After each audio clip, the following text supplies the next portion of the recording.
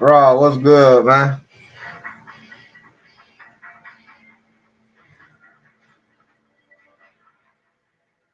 Trying to get something together.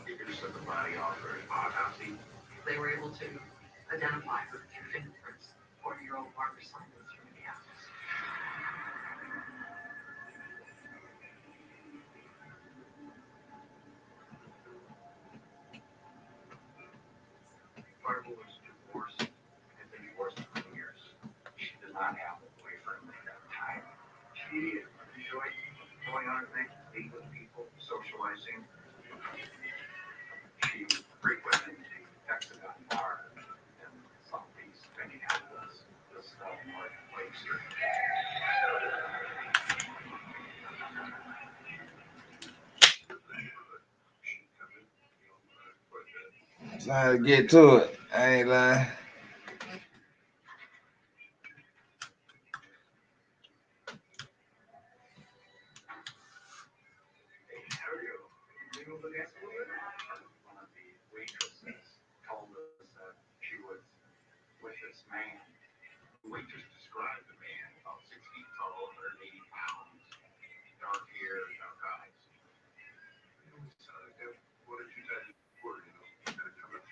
Nirvana. Nirvana, what's good?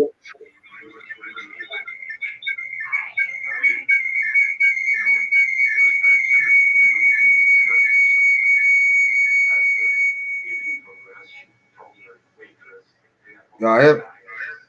Oh, look. I thought I muted this shit. Oh, I ain't turning it down. Oh, shit.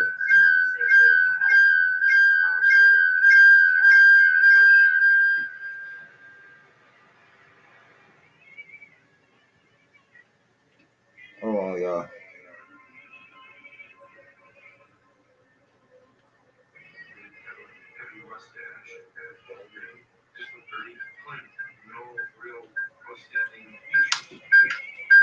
Oh, shit.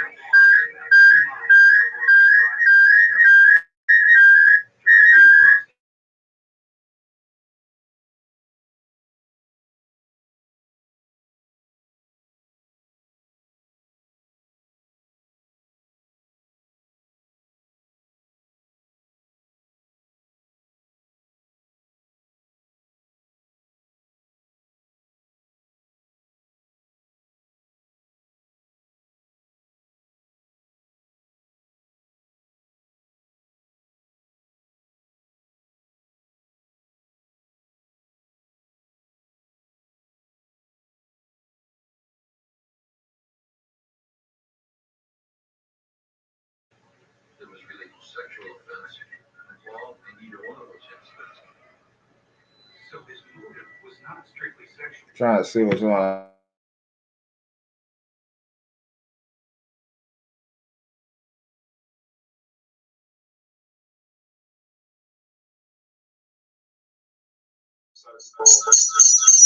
Still, hold on. I know what I need to do.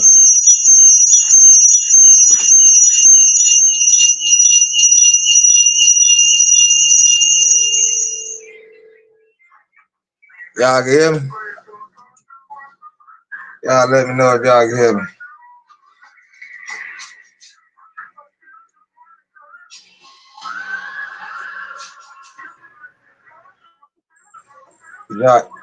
Could y'all hear me? Could y'all hear me?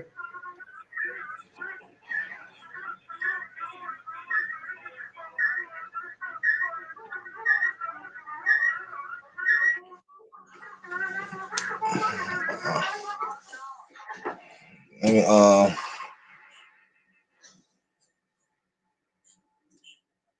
so,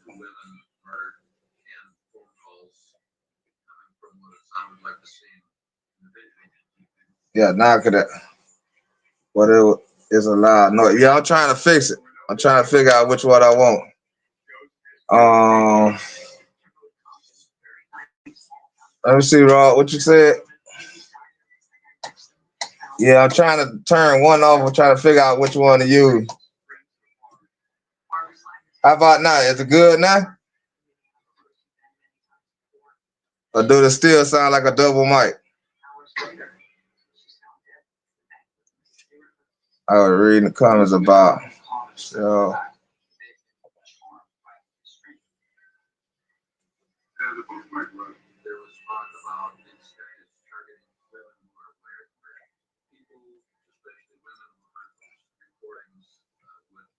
what Michelle did?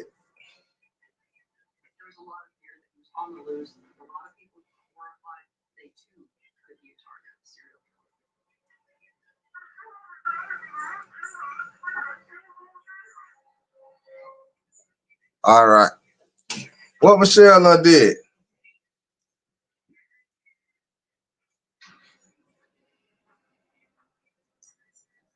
Obama. That boy called a Obama. Y'all starting off rough and raw.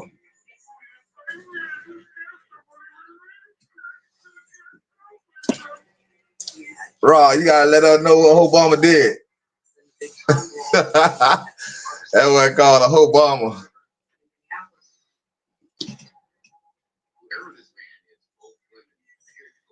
Let me see. All right, let's see if I do it like this.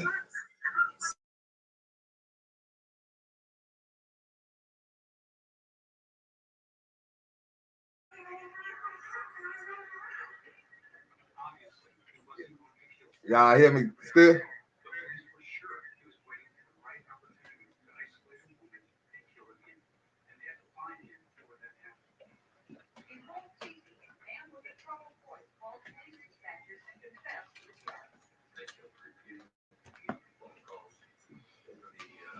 I'm trying to.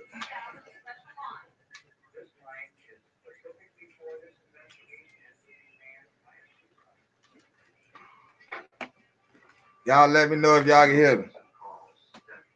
Trying something. I'm trying to get this thing right.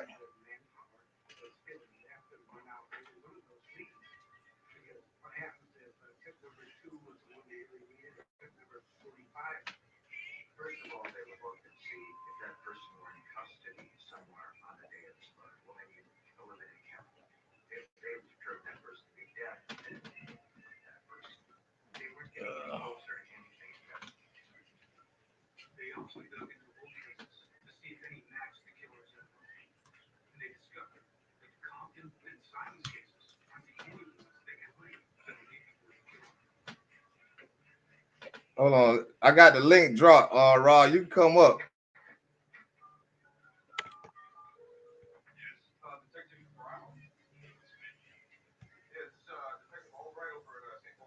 Raw, come on up.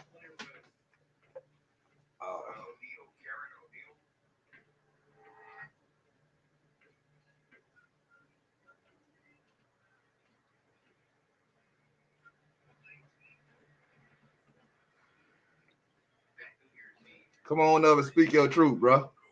Cause I got some things I want to. All right. I'm gonna get into my, you know what I'm gonna do. But I ain't hear nothing about the Obamas or nothing. I don't, you know. So I don't know.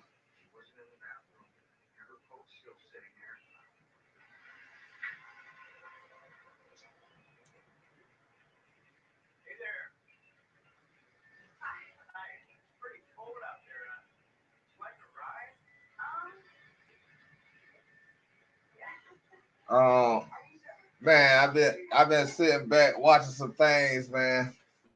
Watching some things, man. That didn't know. I don't know if, like I said, anybody don't sit right with me or nothing like that. It's about that. I don't think people watch. Everybody watch certain things and certain things they watch on YouTube, and and I watch certain things just like normal people. You know what I'm saying? So I've been catching a lot of videos that been kind of like mind boggling to me, but not mind boggling, but mind boggling. You know what I'm saying? So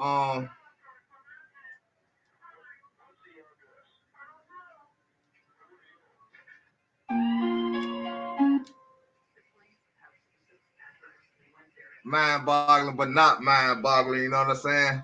So y'all just let me know if the volume everything good or whatever whatnot. But before we get started, we're gonna give a shout out to my little buddy.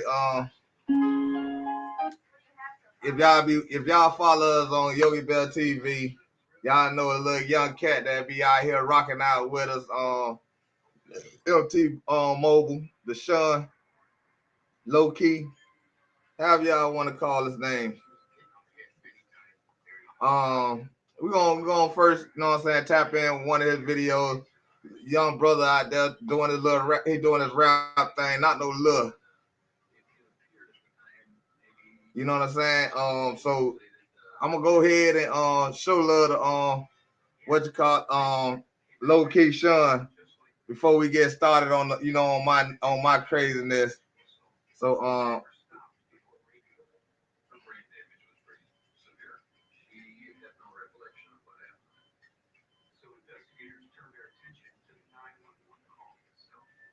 and let's show love to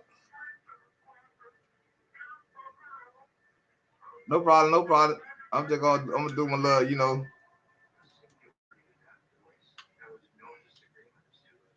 gonna show love to Low Key Sean, y'all, before we get off into it. Y'all go make sure y'all go check his channel out, Low Key Sean, aka MT Mobile. Yo, it's part 6. Let's dive in deep from the roots of my journey where the dreams don't sleep. Started from the bottom, now I'm spitting fire. Rapping on TV 20, taking my dreams higher. Lorraine Titan News, the spotlight's on me. Confidence overgrown just like a tall tree. Fans in the crowd, they're vibing to my flow. But the haters in the shadows, they just don't know. They throw shade, but I'm shining bright. Every word I spit, I'm ready for the fight. Pain from the haters, yet fuels my grind. Turning negativity into strength, I'm one of a kind. People love my raps, they see the real me.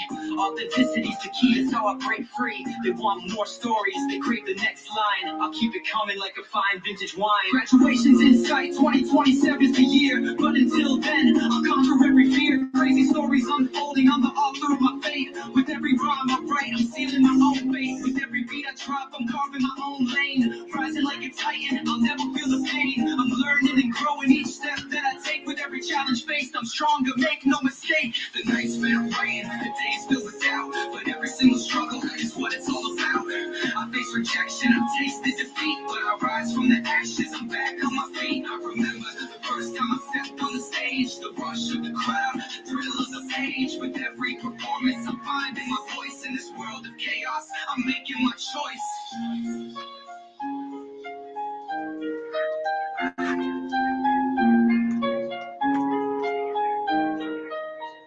I'm not just a rapper, I'm a storyteller too. With every line I craft, I'm sharing my truth. From the streets of my city to the hearts of my fans, I'm weaving a tapestry connecting all strands. So here's to the journey, the laughter and the tears, to the moments that shape me, the echoes of my fears. With every word I write, I'm crafting my own fate. In this crazy story series, I'm never too late. I look to the future, I see endless possibilities. With every step I take, I'm breaking through the ceilings. I'm not just a dreamer, I'm a doer, it's true. In this crazy story series, I'm sharing my views, so gather round my friends. Let's make some noise in this journey of life. We'll embrace all the joys. Part 6 is out now, can't wait to share this crazy story series. It's a breath of fresh air, so let's rise together. Let's make a mark in this world of rap. We'll ignite the spark. Part 6 is just the beginning. The best is yet to come in this crazy story series. We're all on the run, to be continued in part 7.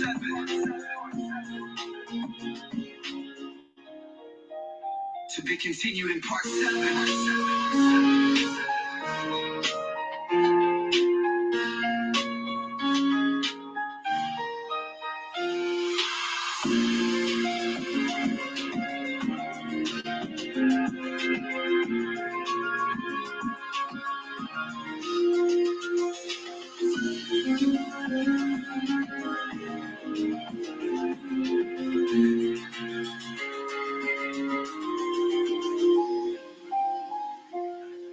To be continued in part 7. All right, y'all. That was low key Sean, y'all. Y'all make sure y'all go check out the channel. All right, we got a little update on what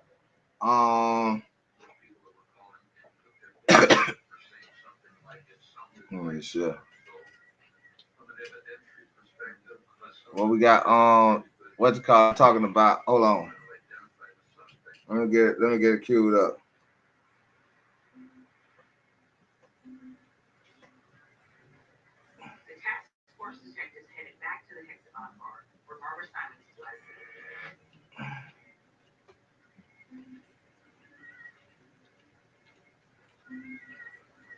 All right, y'all right. Y'all might be seeing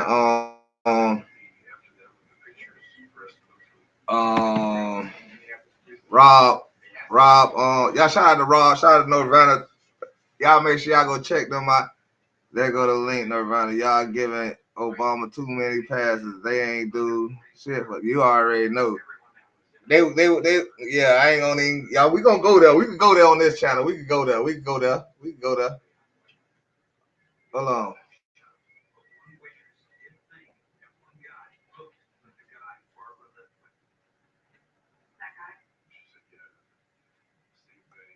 All right, y'all. We got the link on what Rob spokesman about. He said he can't hit the link tonight, so it's all Gucci. So we gonna watch what Rob talking about. He say Obama. He said Obama. They don't quote me.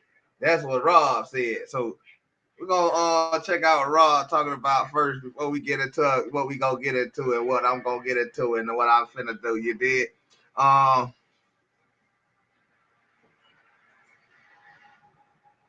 So let's do that. He would know because I done seen Rob. If y'all ain't check out Rob video on channel, Rob he went into the school board and did it. Him and his wife, Miss Al Banks, they did their thing and they stood up for what we supposed to be standing up for us. And you know, and when I say us, I mean us. Y'all see the what you call it right there.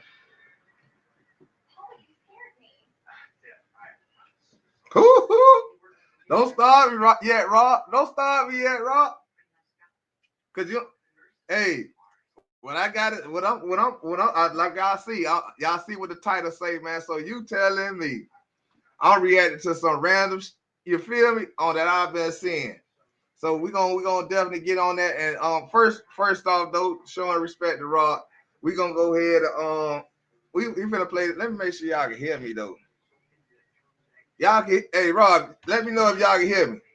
And could y'all heard that music I was playing?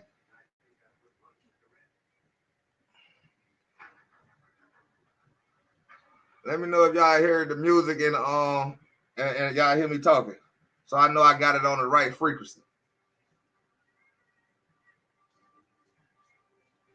Babe, you on your phone, huh? Yeah. All right.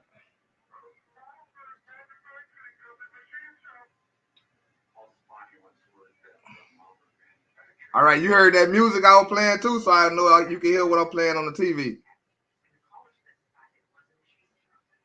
But if you can hear me, you got to hear that. So all right, that's good enough.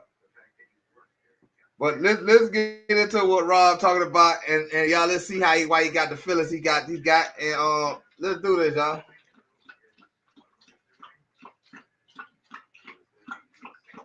I have to find a babysitter. I have a lot of questions. When can they start? Today? Now? How about Saturday? Are they background checks? My wife and I haven't been out in a year. We need a date night. Boy, I gotta get a remote for this TV. Find all the care you need at care.com.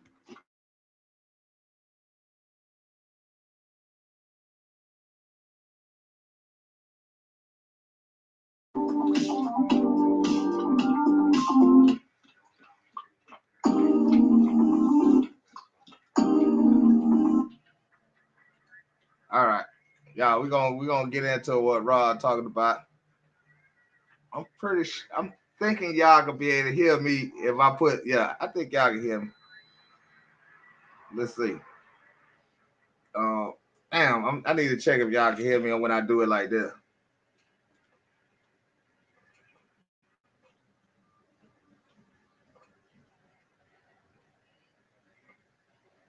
Real shit.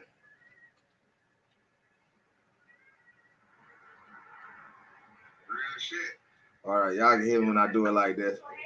We fighting for our kids' education. We fighting for our kids' educations, man. School systems here are terrible because of these fakers in these positions that ain't got no kids in the school system. Already, dog. I seen that video, man. Man, it seemed like one of the dudes gonna be it was a little sugar baby, so I don't know. But let's check out what Rod talking about and let him get so he can y'all can get the content of what he telling y'all. Let's go, y'all. This for the kids, y'all. We gotta do it. If we don't do it for ourselves, we gotta do it for the kids, y'all.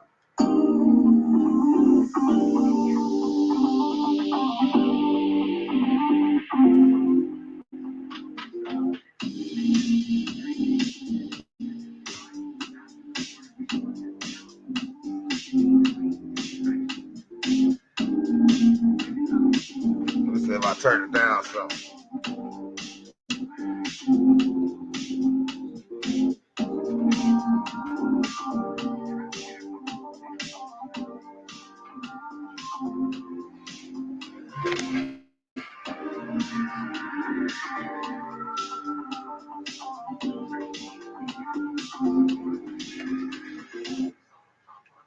This is Lady Boulay, and I hope you're having a fabulous day. Thank you for your support.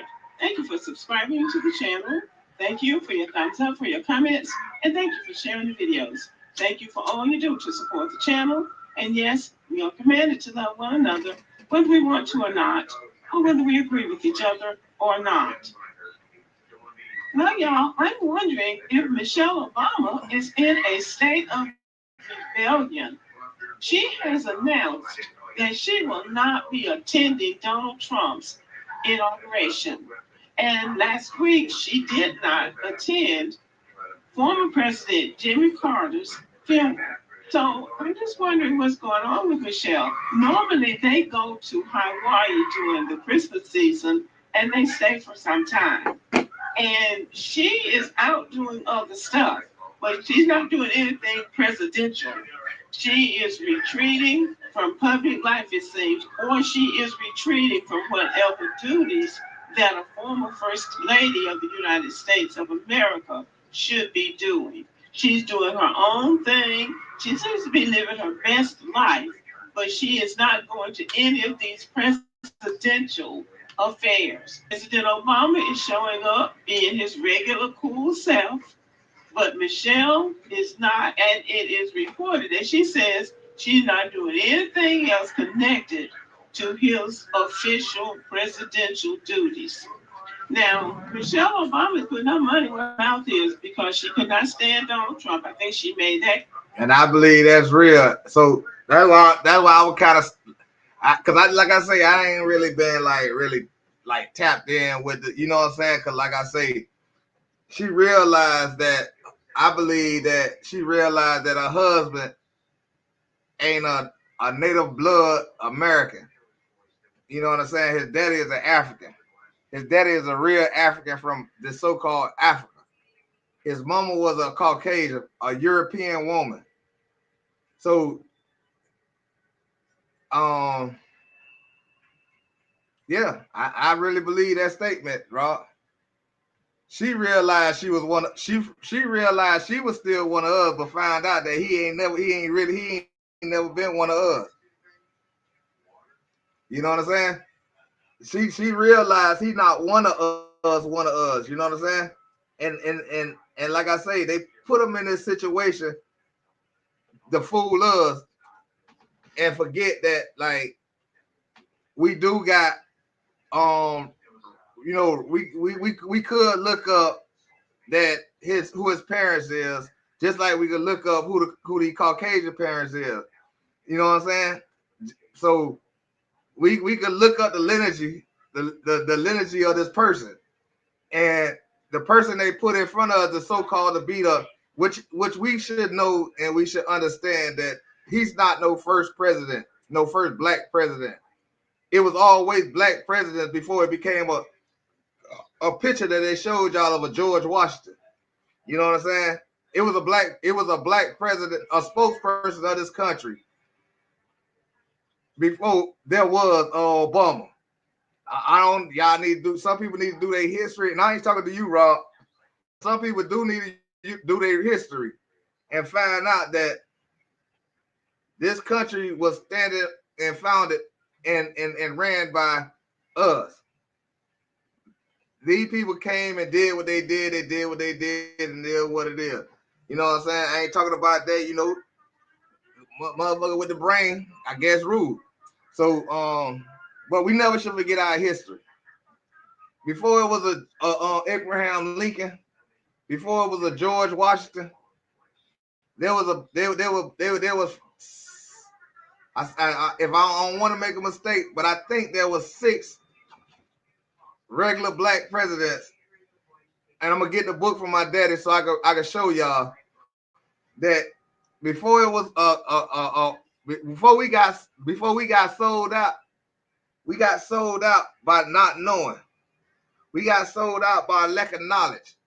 We got sold out not knowing that these Caucasians came over here with a plot and a scheme and an understanding how to run game and make it look like this thing we call currency, this thing we call upgrading, this thing we call evolution was was a thought that they made up when we could have sat back and just did what we were doing.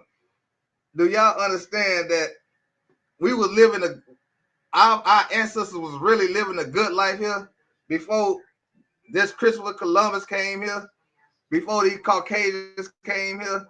They were partying and juking. You know what I'm saying? Yeah, we got to understand that we our people was believing in this hype. It's something some people believe in that. You know what I'm saying? That these people is looking out for a whole best interest, but really they looking out for their best interest. They trying to make sure you niggas stay blind. They trying to make sure you niggas stay just as dumb and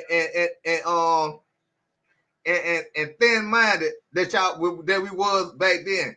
If y'all read the Bible say our forefathers failed us. That's what led us into bondage. Take a deep look at what they saying.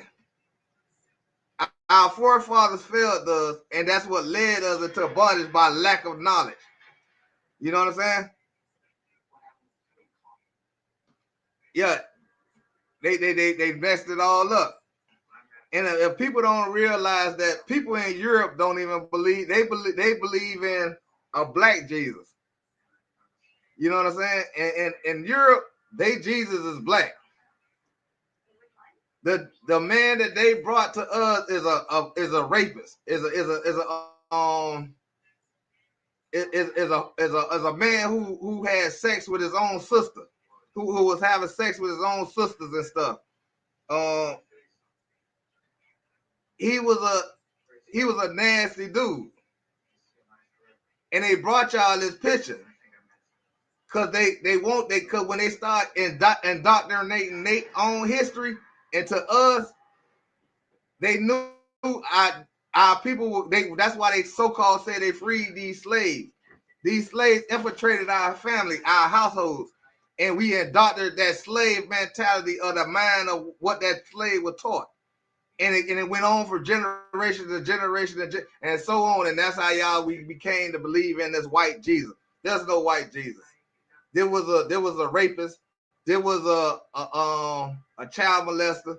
There was whatever you call the word. Courtney, what that word is when you have sex with your family members? He was an incest person. He was a faggot. He was all this stuff. That was that white man they gave y'all that was hung on that so-called cross. Believe it or not, Jesus wasn't hung on no cross. He was hanging from a tree, from an oak tree. You know what I'm saying? So, but we gonna get it. We gonna let that be what it is, and we gonna listen to this. Clear.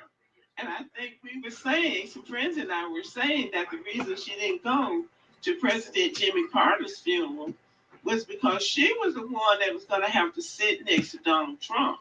And I think she just decided that's a bridge too far. I'm not sitting next to him because the way they do it is that they seat the president on the end, then the first lady, then the president.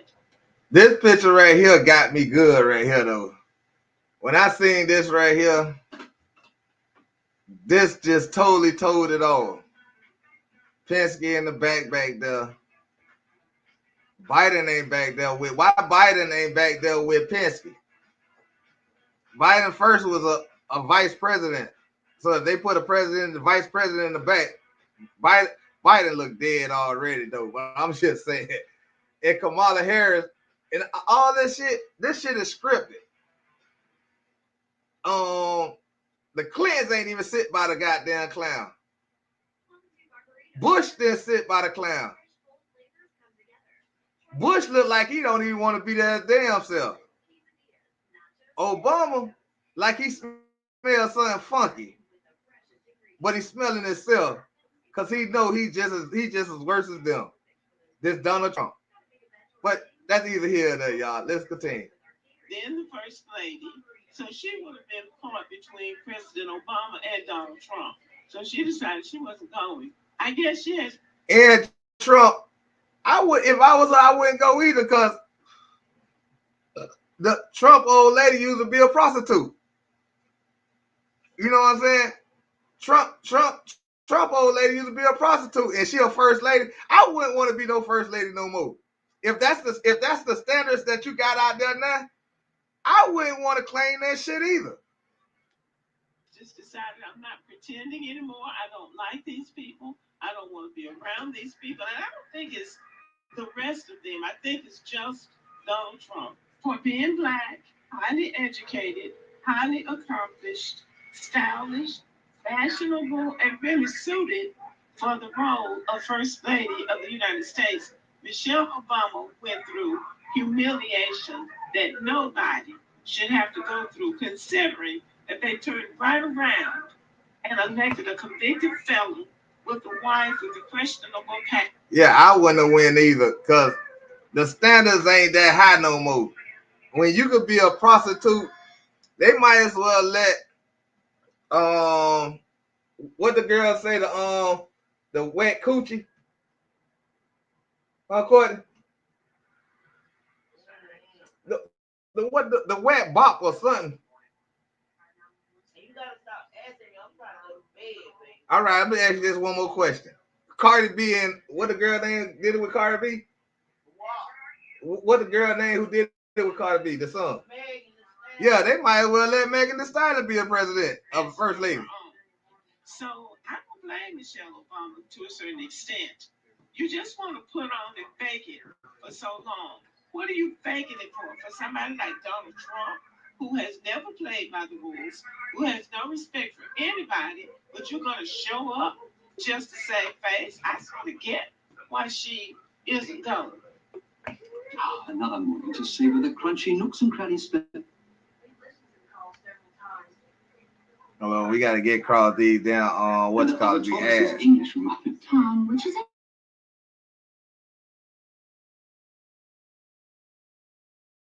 Pennsylvania Avenue. I was very proud of them, very classy, very well turned out.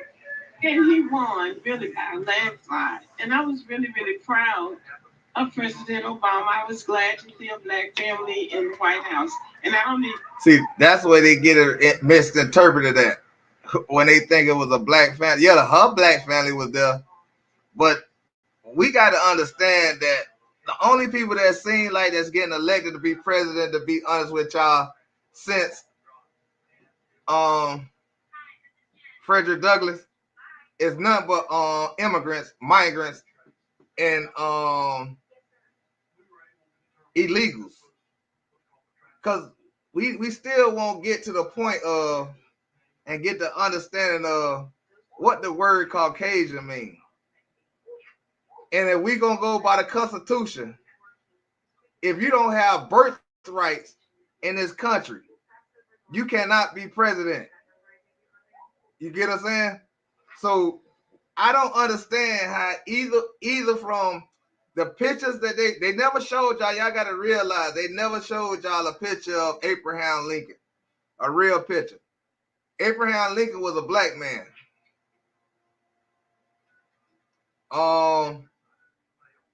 The other motherfucker name is that other motherfucker. Y'all, everybody they showed y'all the first two presidents. They showed y'all pictures, drawn pictures of these people. These people was not the people that y'all really see. It's just like what they put when they indoctrinated this Jesus, this white Jesus. Them just pictures, just like they adopted them pictures when they created these Indians. At first, y'all didn't never see a real Indian.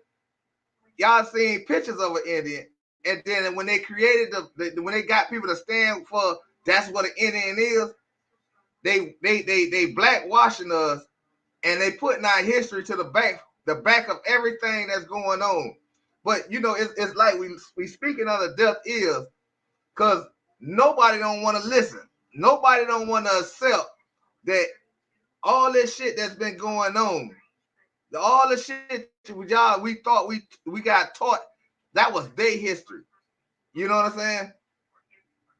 It was their history. And go back to what I'm saying and not get off track. Obama was a migrant or an immigrant. He's a child of an African. He's a child of a Caucasian. Caucasians are from Europe. Africa is Africa. His daddy was from Africa. So he's not he didn't have birthrights in this country.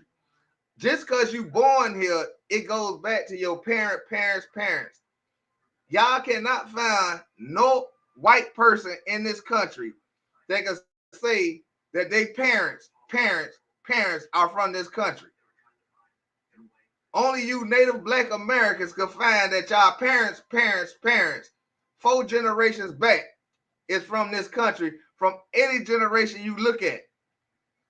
But we don't wanna actually pay attention to that. We don't really want to pay attention to the Constitution. We don't really want to stand for nothing. We want to go for everything these folks tell us and not stand on common sense. See, God said the only thing gonna free us is knowledge. And if y'all don't accept and want to go back and get the knowledge, y'all always be in this stagnant of this so-called slave. If they tell you, they telling y'all what a slave is, and they told y'all seen movies about what a slave had a slave in the dirt. I have a father that's 79 years old. Slavery would have been in his time stamp.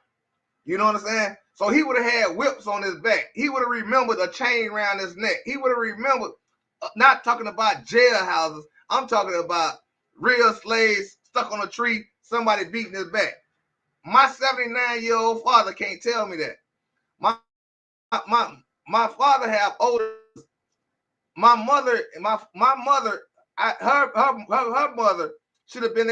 All these people should have been able to tell me about a chain around their neck. They should have been able to tell me about how the white folks used to beat them on the back.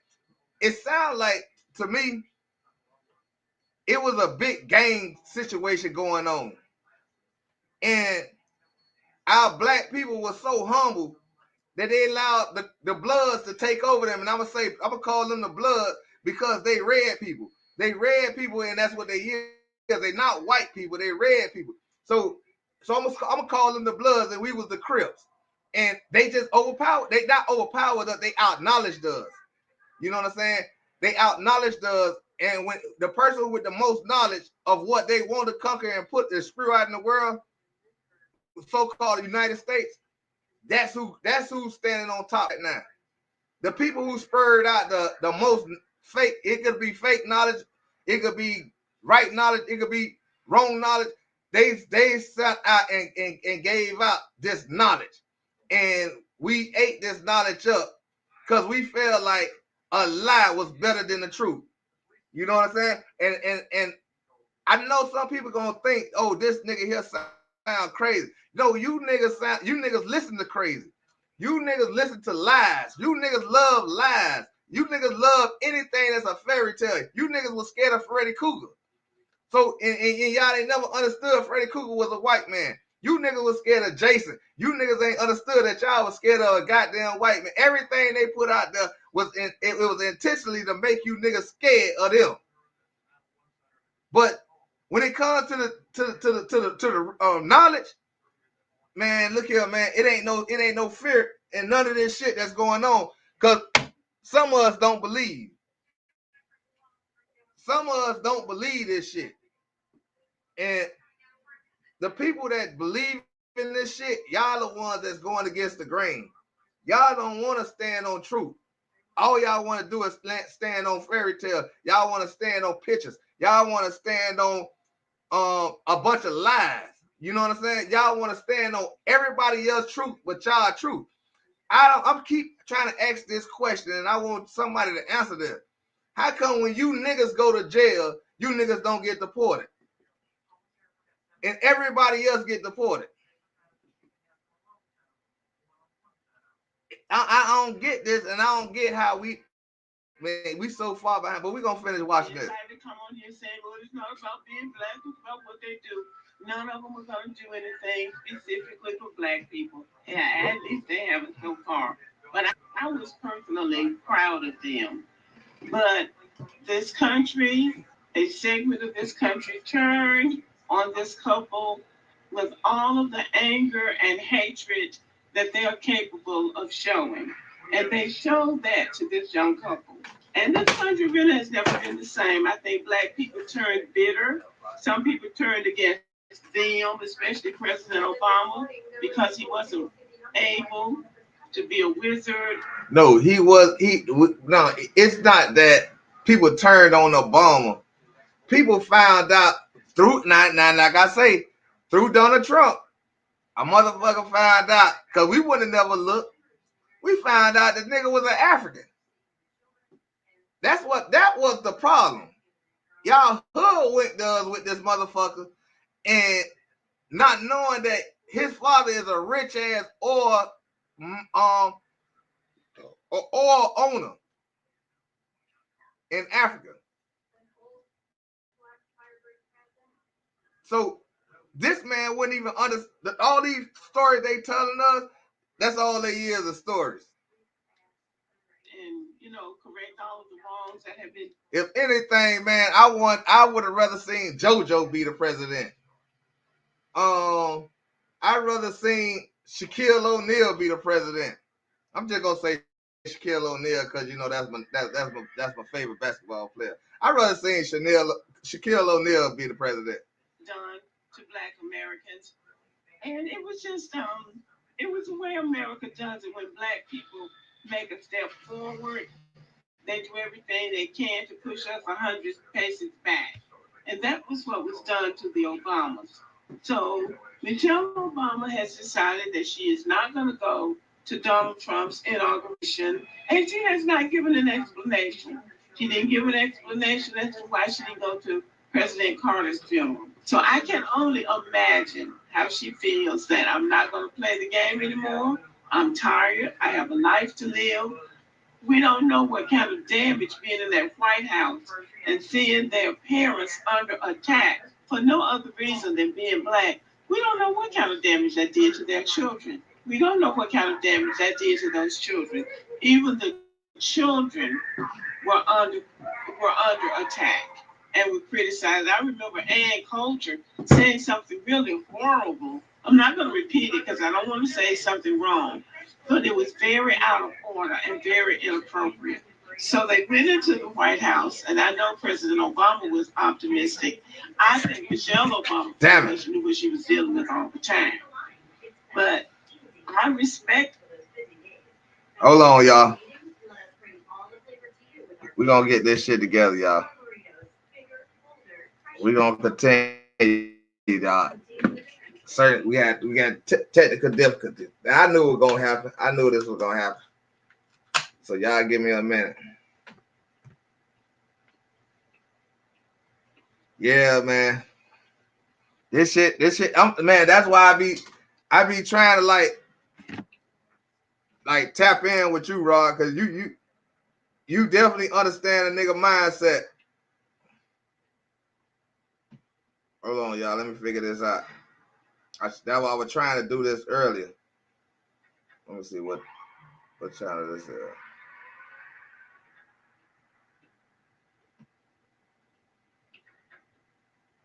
Yeah, that's why they trying to get it out of the That's why they trying to get it out out of schoolhouses. That's exactly why they trying to get it out of schoolhouses.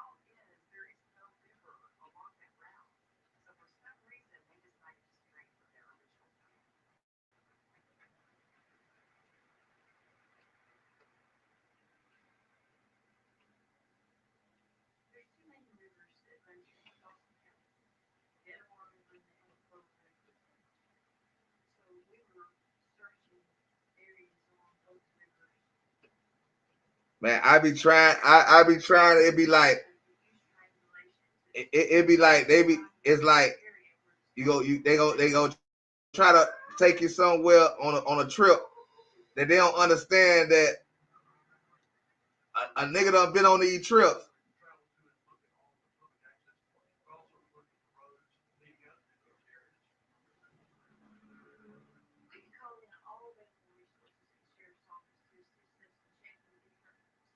keep saying I don't got access to my camera.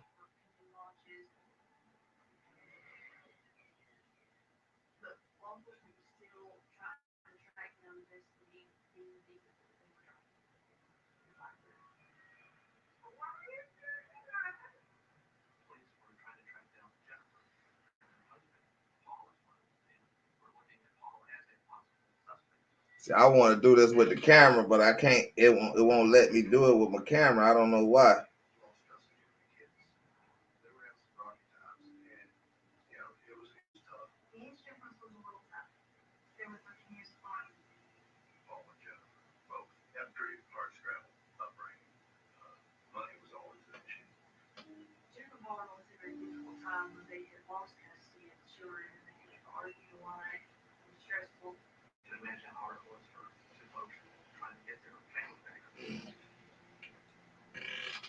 Yeah, I'm trying to figure this out, y'all. You gotta give me 1 second.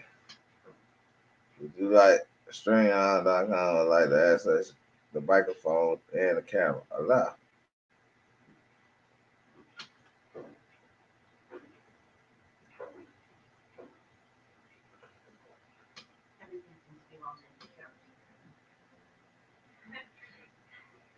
The kids should be able to come home as soon as you find sleep. Thank you so much. Our Children's Services wanted them to have a car that might fit 3 car seats, that fit 3 children.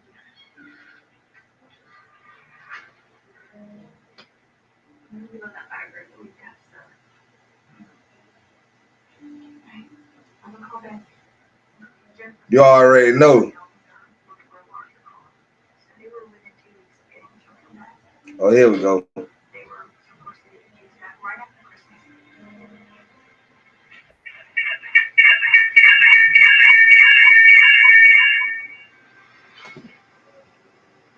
There we go.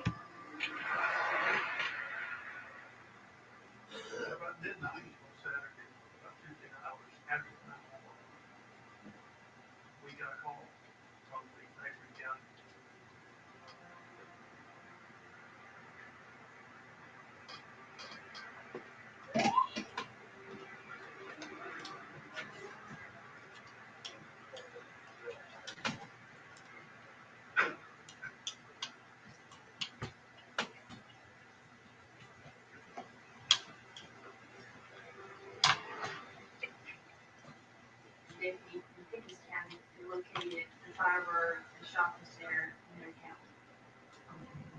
There's no sign of falling or anywhere in or around the car.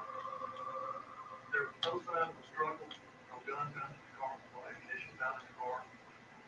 That's when we knew something badly happened. That's the confirmation we got.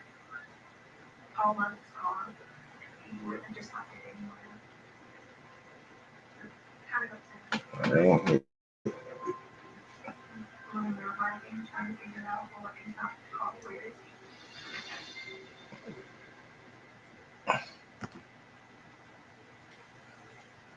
Let me get this shit going, y'all.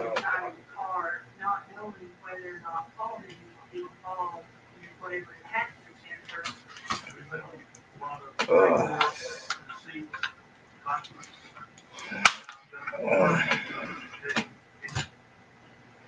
We also found several Christmas gifts, which we believe were the children's gifts that Paul and Jennifer were together.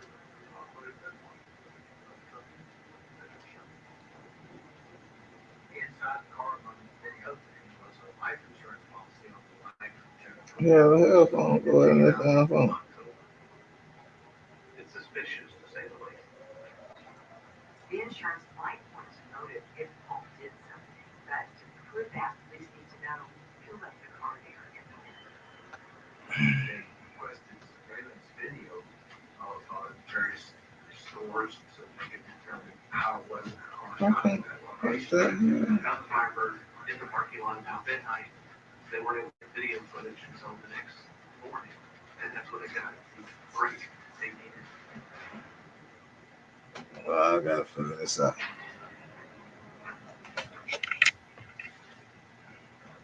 Yeah, they trying to throw a monkey wrench on me.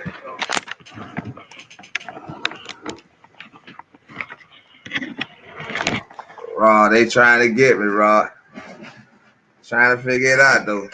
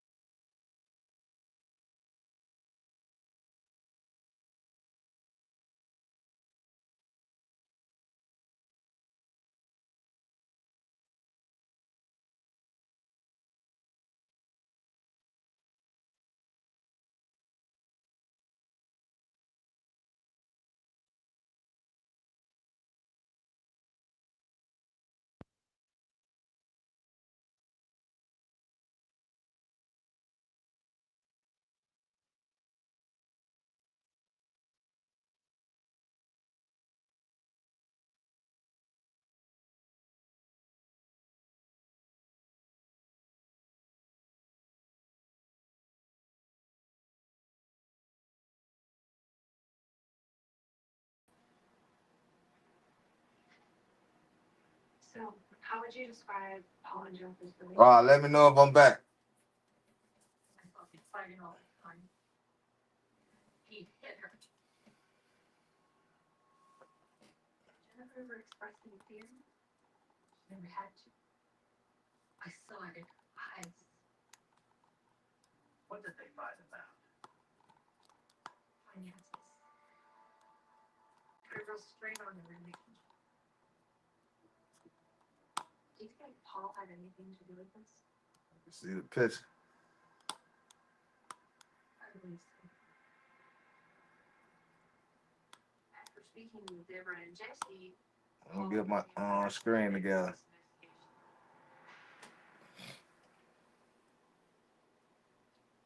Paul never heard of Let me know if could you hear me now? He's never laid that hand on nobody. I'm trying to see if my voice back. Or maybe I could just. He just threw it out. We got to talk. We were texting, calling, got no answer. The police were in close contact with us all the time. They told us they were searching different places. So the paper pilots must just answer one of these phrases still. We were just all in tears. Nobody knew what to say. We didn't know what to expect. We were just trying to every else that we could have. Apologize. One, here's family members decide to get back over and make their drive to Tulsa. That about a half-hour drive was an eternity. You can hear me?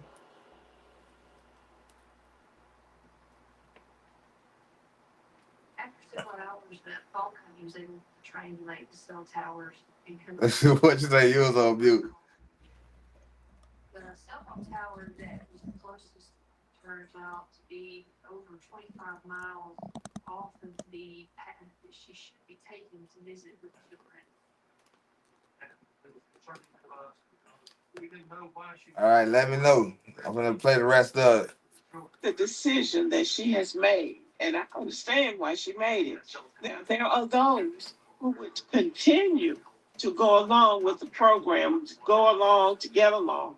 But Michelle Obama's mother died just before the Democratic National Convention, and her mother had to support her as this country, this hatred, these hateful, distorted people attacked her daughter. And so we don't really know what kind of toll that took on this family. Yes, I know they went into politics. Yes, they knew what they were getting into, but really they didn't. Really they didn't. I don't think anybody is prepared for the kind of petty unfounded hatred that you can face in America just for being black or just for being non-white. Because even Ramaswamy was trying to run for president, and he said he was surprised by the hatred that he faced. So that this country's gonna have that's gonna be a day of reckoning for this country because this hatred, this See, some reason I'm kind of feeling like a lot of people be thinking that it's gonna be some kind of goddamn person gonna fly out the sky. Um, that they gonna somebody finna come out the sky and save us. I don't understand when people say like I don't understand. I don't know. When do we get to the point where we be like, I'm sick and tired, like for ourselves? You know what I'm saying? When we gonna say I'm sick and tired of a migrant treat me like I'm less than shit in my own country? When we gonna get like them out of border slave camps that fought to get these people out of their country and make them go on? For real, that be confusing me, man. That be confusing the shit out of me, man. Cause push come to shove, I'm gonna have to pull my own trigger. You feel me? Or I'm gonna have to judge the the the person that's attacking me. You know what I'm saying? I don't get it. I just don't get it. I be trying to understand this shit. I be trying to make light of this shit, but the shit just don't make sense to me. You know what I'm saying? We waiting on somebody to fight our battle, but we'll kill each other. This shit don't make sense. And like I say, I don't want to be like, oh, I'm saying, let's go do this. I'm saying it, but I ain't saying it. You get what I'm saying? I'm saying it, but I ain't saying it. You know what I'm saying? You got it just doesn't make sense to me that we think that somebody care about us that much. And I ain't talking about God. I'm talking about whoever this hero supposed to be. Supposed to come save us out of something that we could do our damn self. Yeah, some of us might die. Whatever. At least you died standing up for your shit. But yet we'll kill people that looks just like us for stepping on a pair of shoes or coming into a neighborhood that we ain't even trying to buy. It's crazy. This shit crazy. But we won't do nothing, and we won't stand up to the people that's telling us fuck you. That the people that we I, let me let the video play. this really vile hatred that these people can carry for somebody just because they're black. There has to be some reckoning for that at some point. See, and like I say, I'm not saying that this woman saying anything. Lady Boy, shout out to her. I'm not saying she's saying nothing wrong. She live under the concept of fear. So I'm not expecting her to say and do and run amok and do whatever. I'm not. That ain't what I'm saying. I'm talking to the black Crips. I'm talking about the black Bloods. I'm talking about the black GDs. I'm talking about these black gangsters. I'm talking about these niggas are real. I'm talking about these niggas who call themselves real niggas. I'm talking about these niggas who say that, oh, I'll fuck a nigga up. Yeah, I'm tired of these niggas keep saying I'll fuck. That don't scare the average black person. That don't scare the average black man. When y'all gonna say I'm tired of, oh yeah, I'm gonna fuck one of these racist motherfuckers up. When we gonna say, oh, I'm gonna fuck one of these motherfuckers, you know what I mean? You feel me? And we gonna, you know what I'm saying? When we gonna stand for the people that's telling us They don't fuck with us, and we know the definition, and I keep saying it. We know the definition of Caucasian. How the hell we letting motherfuckers trump over us that told us that they migrants, and all this shit from the beginning, tell us what to do, and man, this shit wild though. But it is what it is though. By somebody. It can't go on forever. So anyway, I wish Michelle Obama the best, and I understand completely, not that I have to, but I understand why she doesn't want to go, and I understand why she doesn't feel like she needs to give an explanation. What do y'all think about this? Thank you for listening. Give me a thumbs up and have a good evening. Y'all make sure y'all go over to Lady Boy, Boule. Sorry if I'm tearing up your name. You know what I'm saying? Y'all go over there to her channel. Go show some love to her channel, man. You know what I'm saying?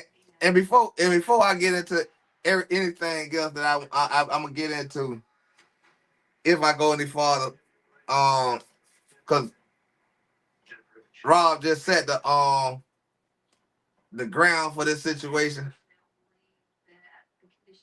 Rob just, all right, I can hear him. Rob just set the ground for this situation, y'all. So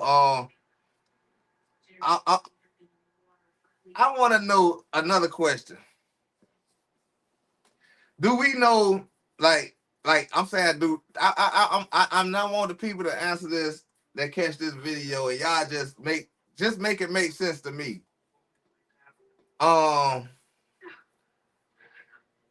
what's the difference between black and brown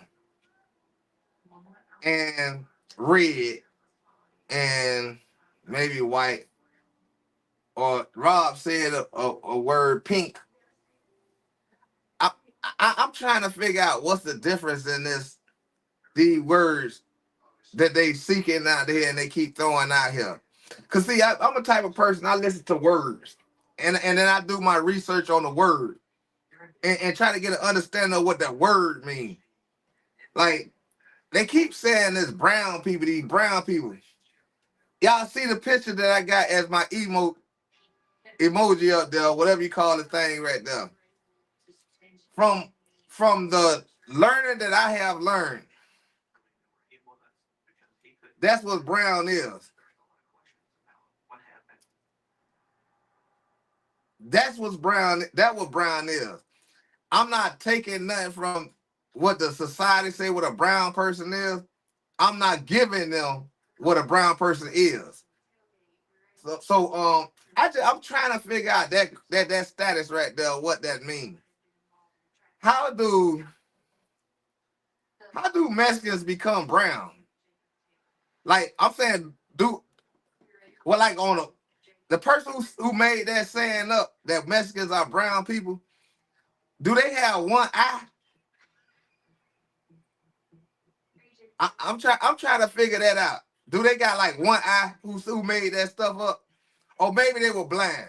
Now if you tell me they were blind, I probably get what y'all saying. They were blind since birth. They don't know. You know what I'm saying?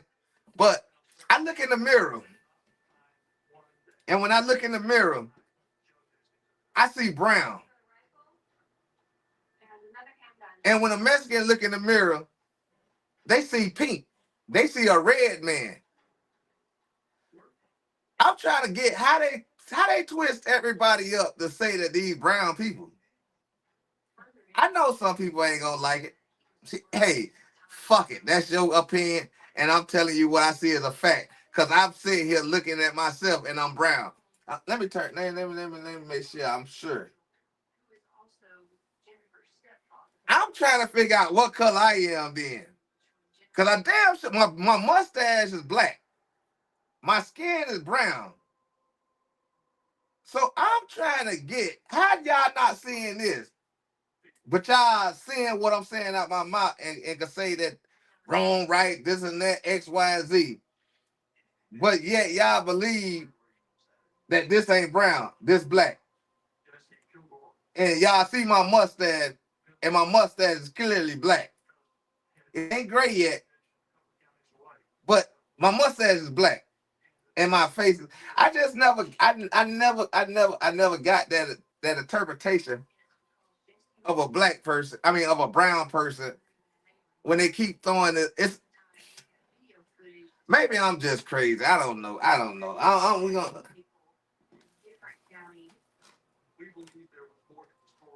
Yeah, I don't know how black I don't know how the color black changed.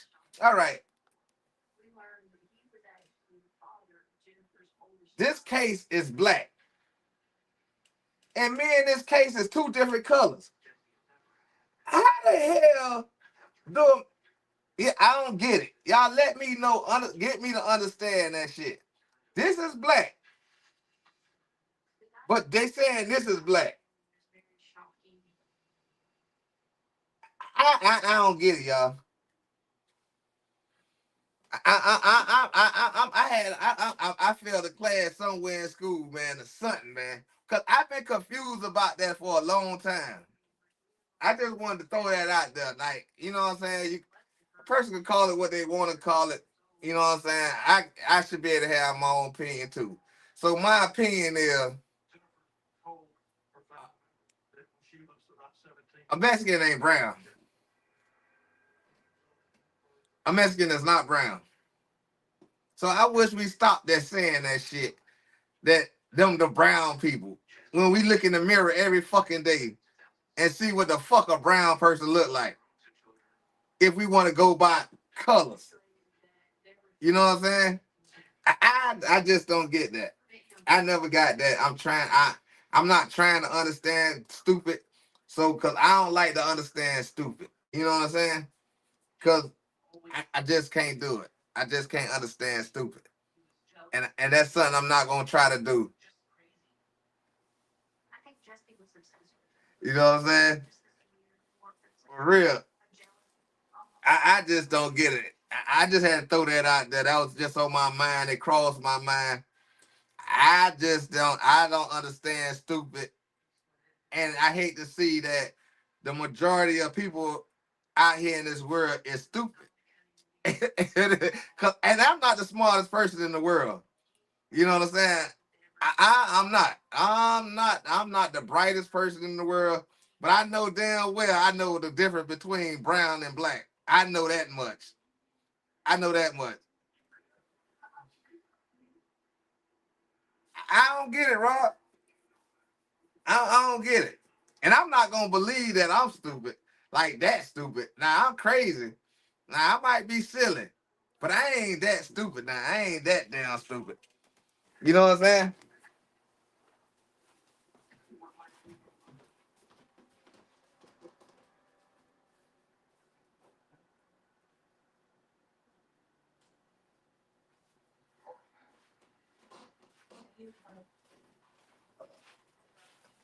Like I say,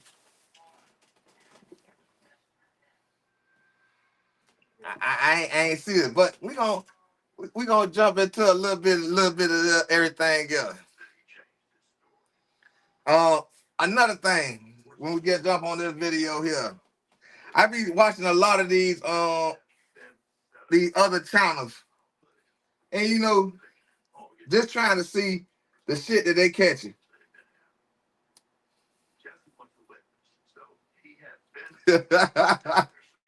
Hey, that's what I'm saying. But yeah, I can't trick a motherfucker out of $5. How that shit work? Man, I can't even trick a motherfucker out of $5. But these Europeans could trick y'all to believe it. A black is brown and brown is black. Or something, however I just said that. No, brown ain't black. I mean, brown is black and brown ain't brown. Let me slow it down. Brown is black, but black is not brown, but red is brown. I ain't get that shit yet. I ain't get that shit yet. Y'all got y'all. I don't understand. But, but. See, y'all know I had to get into some of this, and you know what I'm saying, some of this and some of yeah and some of that. So since And like I say, I'm only reacting to stuff that I've been paying attention to that's already been played, that's already been out here on YouTube. Shout out to Black Stories Untold. But this story caught my eye, and I felt like I need to show this. I'm kind of understanding that now, Rob.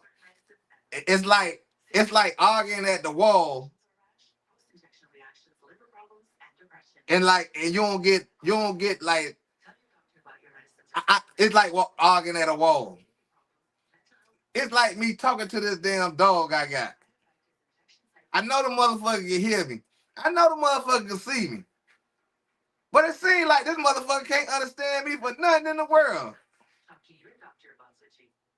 I, hey, that shit that be fucking me up. But but yeah, since like maybe like if I show stuff like this, cause you can take your own thoughts and mindset on some of the stuff that you see and some of the stuff that you hear, and you can kind of like basically take and depict what you want to carry on with what you talking about or what you basically how you live or however it goes. And you ain't got to take all of it, but you can take some of it. And you can depict some of the stories because you can read between the lines on some of the stories. And it kind of leads you to your own common sense. And that's something I've been learning how to do by just natural thinking and listening. And I learned to depict like stuff and start reading between the lines a lot of things. And you start to realize a bunch of inconsistencies inconsistencies of a truth. And then you start, even though you hear what they saying, and your ears become, it have like a truth filter in your ear or a clearation filter in your ear, and everything else sounds different than what they saying. But the parts that you need to hear, then the other parts say something else that they trying to say, or they trying to hide, and they put it in the place of the lies. So I want to play this video. Um, it ain't nothing but it's 24. It's 24 minutes, so I want to watch this for real. So that's why I'm gonna play this video. And I don't know, like maybe it give people a better understanding on why a person feel the way we feel, and the way we stand on what we stand on. It's because of this, man. Hold on. While facing segregation. Hold on. Let me get it to the beginning. North Carolina. This experience would be different. See, it ain't going back. Let me get it back. North Carolina. All right. Um.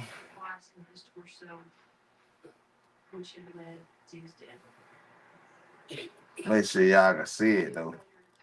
Same weapon used against Jennifer to create semi-automatic handgun. All right.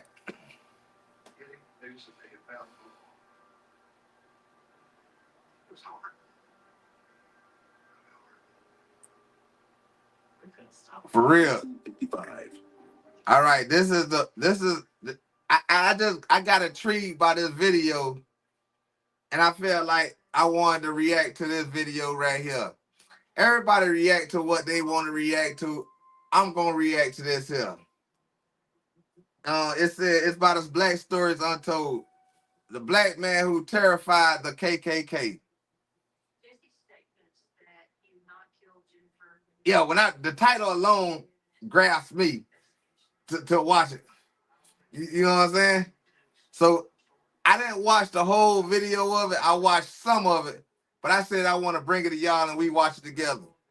And you know what I'm saying? Y'all let me know what y'all think. The Ku Klux Klan is just North Carolina, 1955. The Ku Klux Klan has just finished their rally, and now they're doing what they've always done.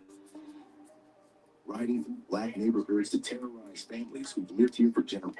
All right. That's the part that got me the way I wanted to watch this. Y'all can hear it good? Ron, let me know if y'all can hear it good. I just paused it though right then. But could y'all hear the first beginning?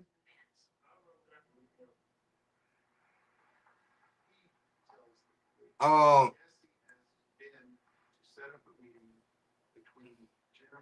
want to make sure y'all can hear it good. North Carolina, 1955. All right. Cause I want to make sure y'all can hear this good.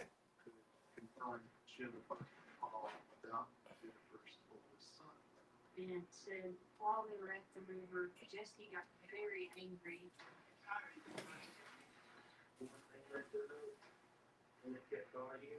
North Carolina. How about that? 1955. The Ku Klux Klan has just finished their rally, and now they're doing what they've always done. Riding through black neighborhoods to terrorize families who've lived here for generations. The local police look the other way, while the government pretends it isn't happening.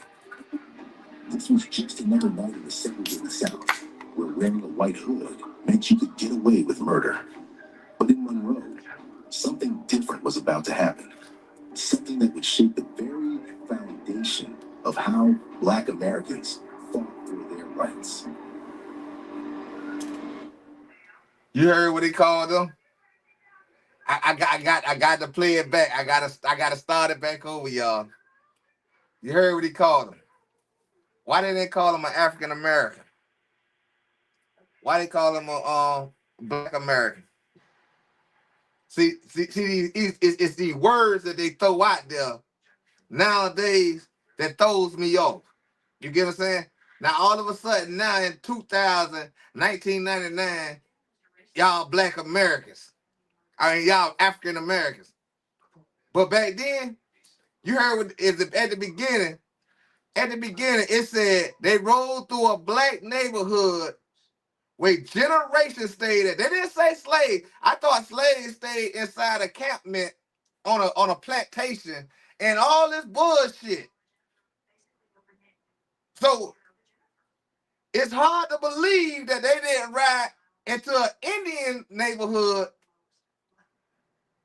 and do all this stuff if the Indians was here first.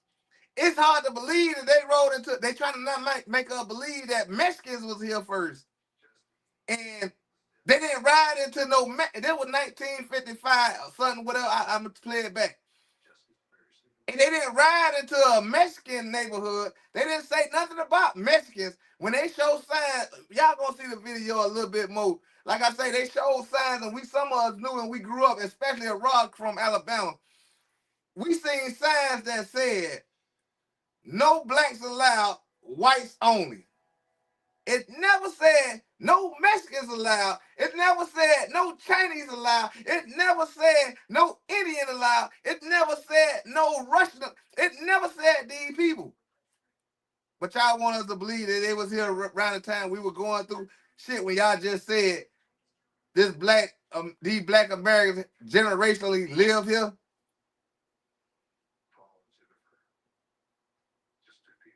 You get what I'm saying? Man, this shit crazy. When they had them water fountains, it said whites only, blacks only. Y'all telling me Indians didn't like water? Y'all telling me Mexicans didn't like water? So y'all telling me Chinese didn't like water? Cubans didn't like water? These motherfuckers weren't here. At one point, it was just blacks, and then they told you about Christopher Columbus came in. That's how it was. That's how it always been. But when one migrant come, all migrants came. And it started with the Caucasians. North Carolina, 1955. The Ku Klux Klan has just finished their rally, and now they're doing what they've always done. Riding through black neighborhoods to terrorize families who've lived here for generations. The local police look the other way, while the government pretends it isn't happening. This was just another night in the segregated South, where wearing a white hood meant you could get away with murder. But in Monroe, something different was about to happen. Something that would shape the very foundation of how Black Americans fought for their rights. You see, while Dr. Martin Luther King Jr. was preaching nonviolence in Alabama, one man in Monroe looked at those burning crosses, those night riders terrorizing his community, and decided enough was enough. His name was Robert F. Williams, and his story isn't your typical civil rights tale. Robert was a Marine veteran who came home, looked at the terror in his community, and did something that nobody thought was possible at the time. He armed his people. He organized 60 men, trained them for self-defense, and famously stated, "Nowhere in the annals of history does the record show a people delivered from bondage by patience alone." Woo!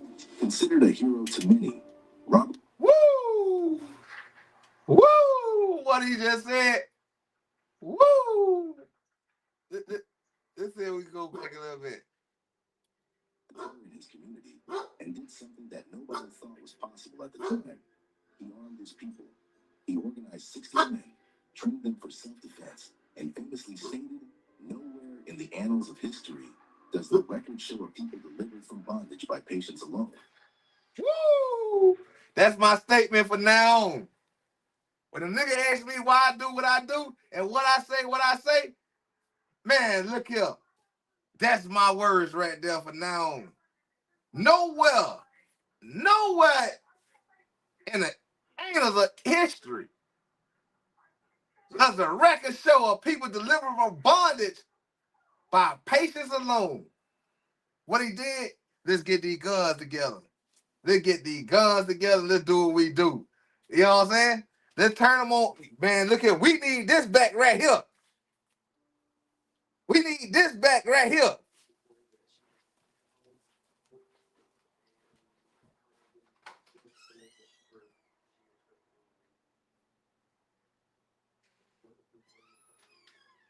This is what I'm talking about right here. This is what I'm talking about right here. This is what I'm talking about right here. We should be sick and tired. I'm talking about what? Man, this is what we supposed to be teaching our Black folks. If they want to play games, let's play games. You know what I'm saying? Let's play games. Let's play the games y'all want to play, because we can do the same thing. Y'all ain't built out. Let me play this back a little bit more. Let me play this back again for the people back in the back, man. Let me play this for the people in the back. North Carolina, 1955. The Ku Klux Klan has just finished their rally, and now they're doing what they've always done, riding through Black neighborhoods to terrorize families who've lived here for generations. The local police look the other way, while the government pretends it isn't happening. This was just another night in the segregated South, where wearing a white hood meant you could get away with murder. But in Monroe, something different was about to happen. Something that would shape the very foundation of how Black Americans fought for their rights. You see, while Dr. Martin Luther King Jr. was preaching nonviolence in Alabama, one man in Monroe looked at those burning crosses, those night riders terrorizing his community, and decided enough was enough.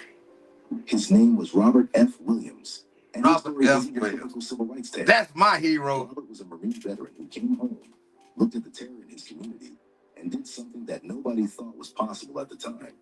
He armed... And I'm going to tell y'all another thing. Y'all notice this ain't no drawn up picture. This ain't no drawn up picture. This who you see this man. You see what he did. You don't have to take this as a lie. You see these women out there. You see these men out here with these shotties, with these pistols. Yeah, this what we need to get back to right here. When y'all be talking about we need to get back to this and shaking hands and holding hands. No, we need to get back to this right here. his people.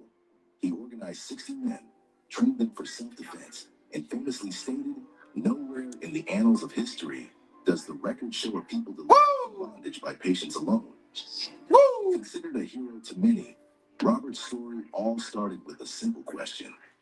What happens when the oppressed refuse to be victims of the system? What'd he say? What'd he say?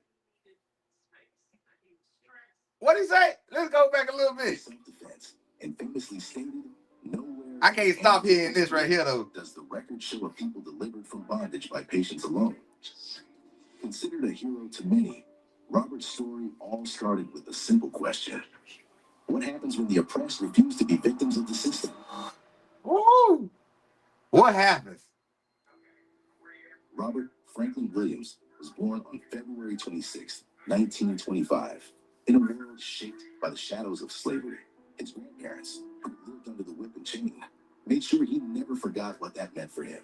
Growing up in Monroe, their stories were filled with warnings about what could happen if Black people couldn't defend themselves. Robert witnessed this truth firsthand at age 11. When he saw a police officer brutally beat a Black woman on Monroe's main street, the officer dragged her bleeding body along the pavement to jail, leaving a trail of blood as her screams echoed across the street. It was a public spectacle meant to remind the Black community of their vulnerability and inferiority. That image would be burned in young Robert's mind forever. But Monroe in the 1930s wasn't much different from the world his grandparents knew. It may have been 70 years since the end of slavery, but the heavy chains of oppression weighed heavy in the air. It was still a prison for Black people, just with different chains. White-only signs were plastered across town, back doors and separate entrances for colored folks. Every sip from a segregated water fountain, every step off the sidewalk when whites passed by. These were the daily humiliations. See, they don't want us to know about this type folks, so we won't rise up. Real talk. And you notice what I said earlier. You didn't see a sign that said Mexicans only, Haitians only, Chinese only. You didn't see them. You didn't see no sign said that. You didn't see no sign say Indians only. So you telling me that these people them other people I just named, they didn't want water? They didn't like to go to restaurants or go to the store? Everything I saw, it said white, black, white, black, white, black. Ain't nothing said about no other race, no other culture, no other whatever you call that fucking word. Ain't nothing said nothing on them signs said that. Come on, man. Now do this picture, this picture here, do it look like a motherfucker in chains? Nobody don't want to listen to the history when they say they brought the Africans here. They brought the Ethiopians here. They brought the Hebrews here. They brought the people here. We was already here. But nobody don't want to hear me though. I chains and stuff, cause they were snatching us free people off the natives of this country. They were taking us and putting us in this situation.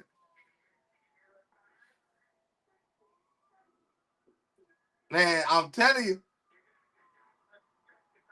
man, nobody don't want to hear us though. Nobody don't want to hear us. Image would be burned in young Robert's mind forever. But Monroe in the 1930s wasn't much different from the world his grandparents knew. It may have been 70 years since the end of slavery, but the heavy chains of oppression weighed heavy in the air. It was still a prison for Black people, just with different chains. White-only signs were plastered across town, back doors and separate entrances for colored folks. Every sip from a segregated water fountain, every step off the sidewalk when whites passed by. These were the daily humiliations and reminders of a system designed to keep Black Americans in their place. But then came World War II, and like many young Black men in the South, why he ain't call them African Americans? So if he was telling the teleprompter, as what he know, as what he heard, and how he seen that this was going. Why he didn't call them African Americans? I keep trying to tell you, black people that's native of this land, y'all not no African motherfucking Americans. Y'all is not no African Americans. We could go with this nigga. We could go with native black. We could go with black American, but we is not no African Americans. They want y'all to feel just as low as them. They want y'all to feel like y'all migrants just like them. They want y'all to feel like y'all in the class they in. Why didn't they call themselves Italian American? Why didn't they call themselves European Americans? Why didn't they call themselves these names when they just want to be standing on white when they had a word called Caucasian? You get what I'm saying? Why they ain't call themselves all this bullshit that they want you to accept to call yourself nowadays? No, man. We ain't letting our history die. We ain't letting our history die. Plastered across town, back doors and separate entrances for colored folks.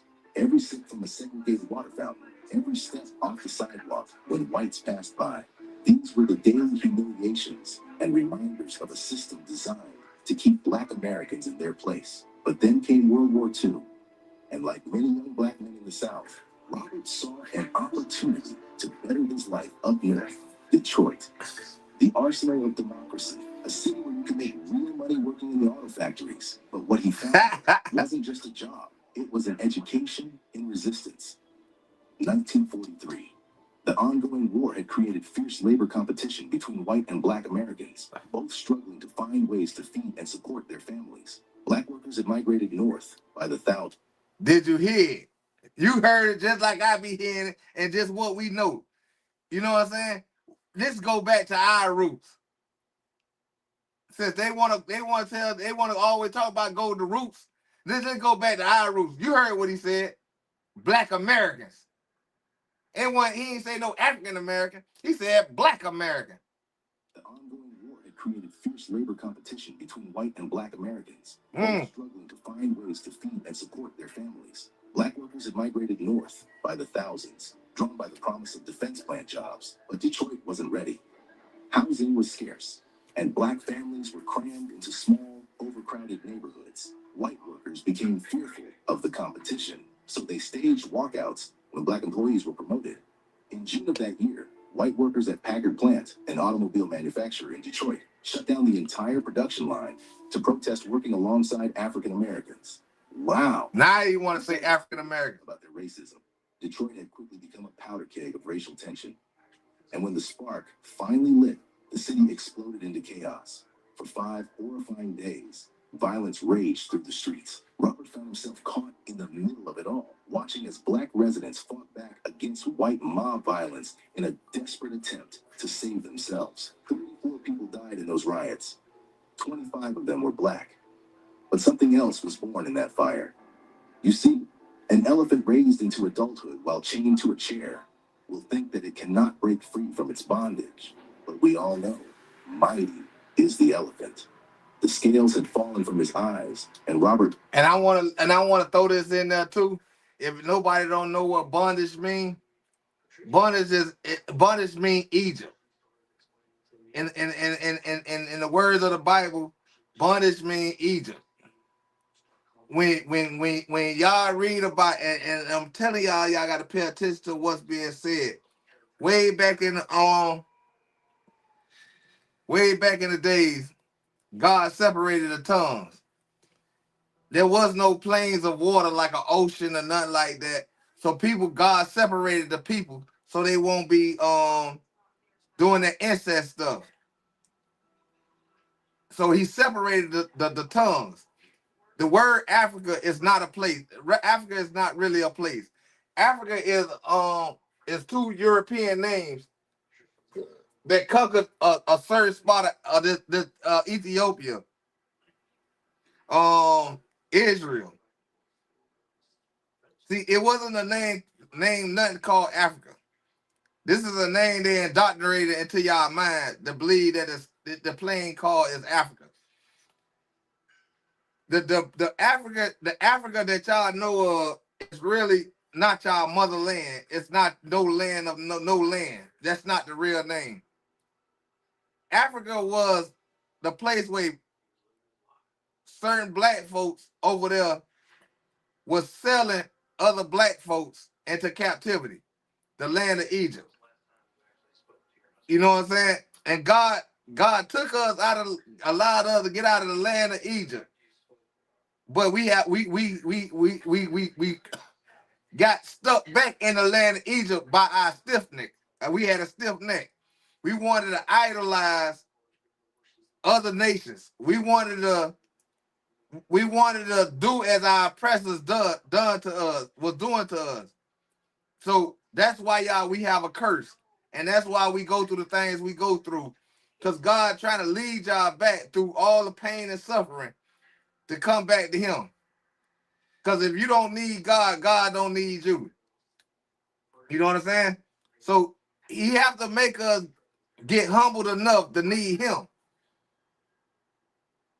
And our oppressors is like the sword that holds on the back of our neck. You know what I'm saying?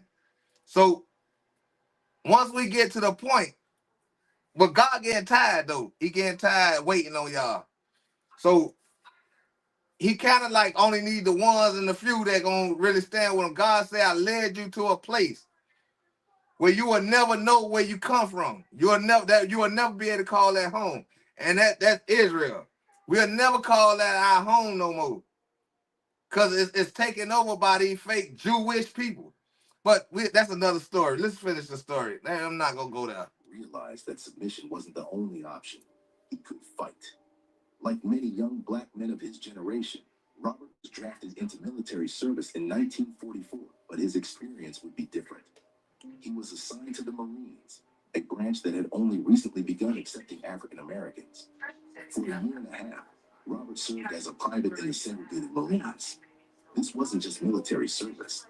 It was a reminder of the contradictions of fighting for democracy abroad while facing segregation in uniform. The discipline, tactical training, and organizational skills he learned in the Marines wouldn't go to waste. After the war ended and he returned home to Monroe, these same military experiences would shape his approach to defending his community. Robert wasn't alone.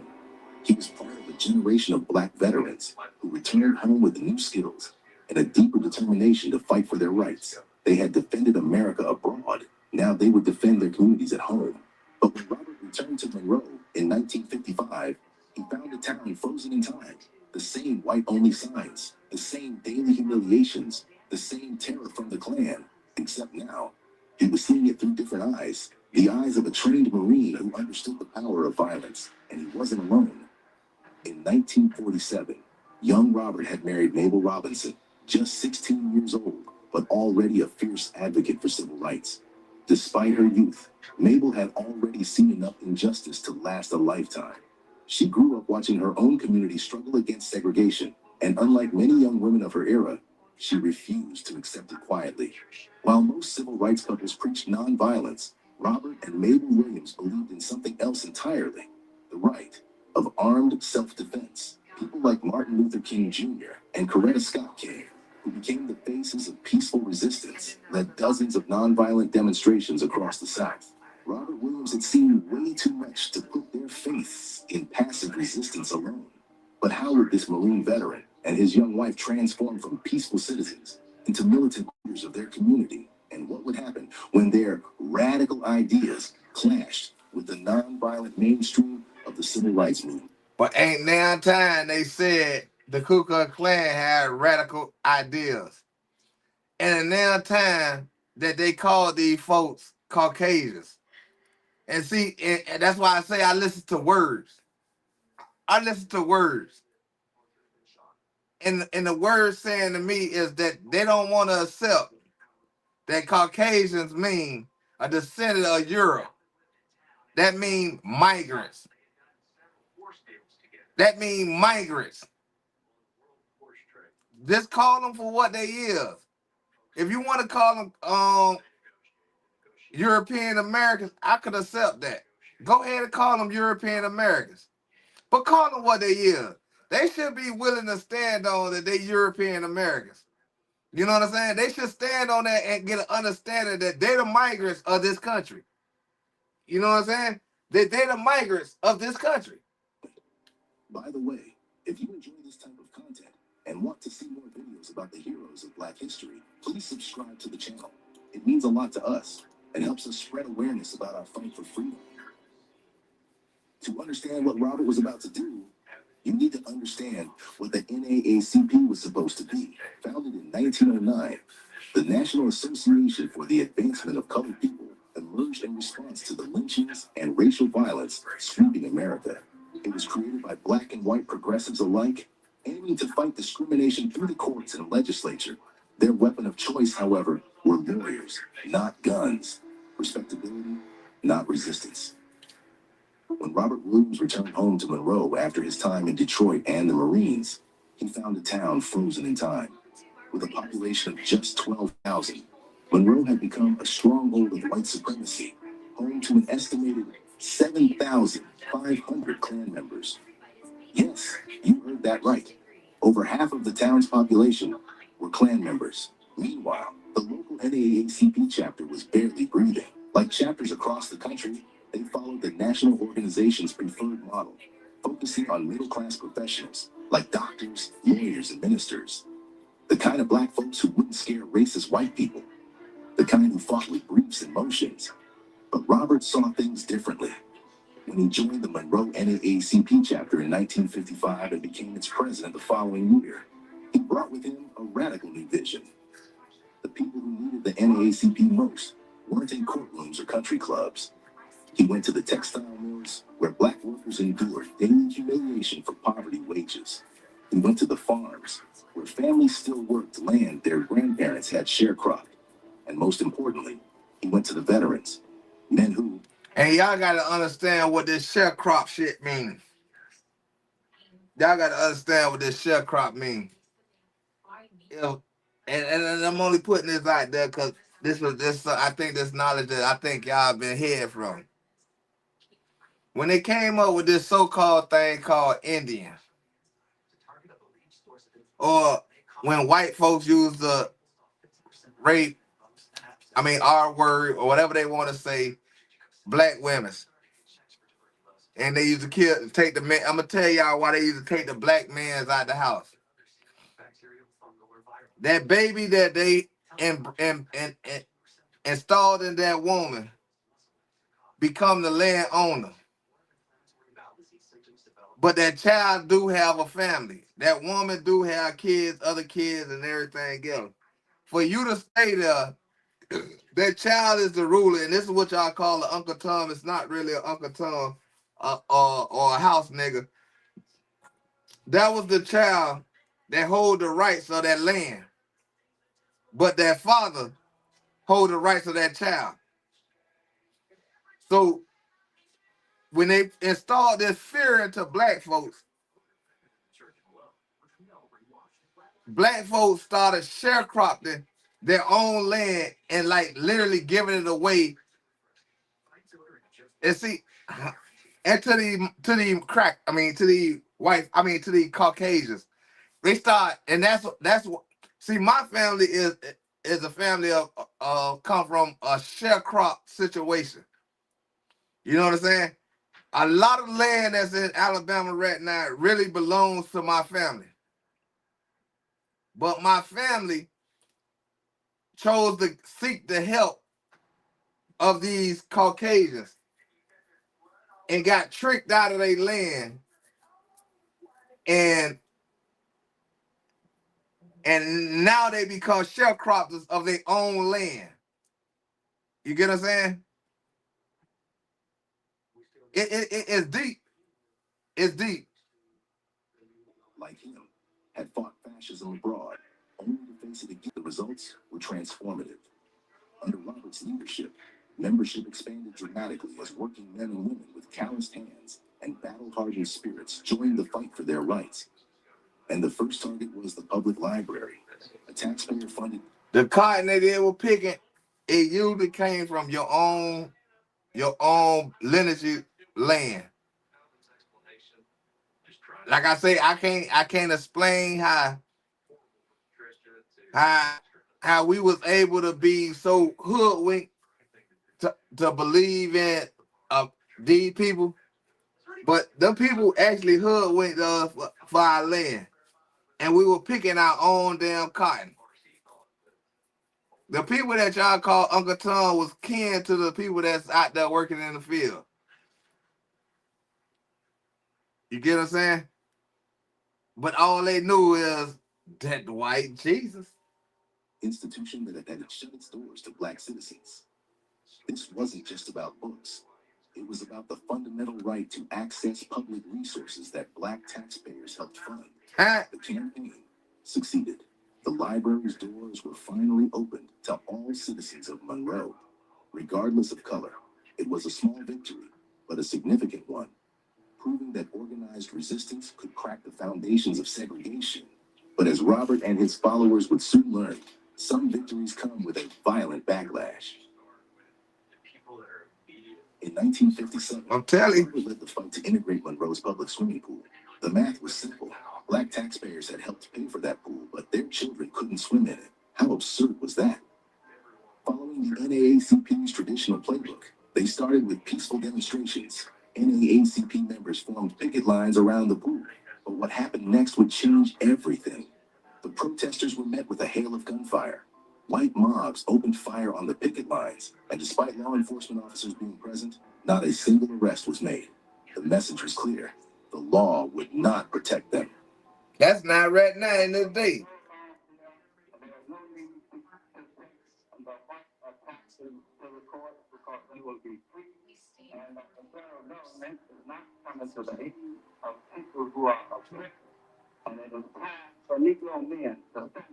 For Robert, this was the final straw.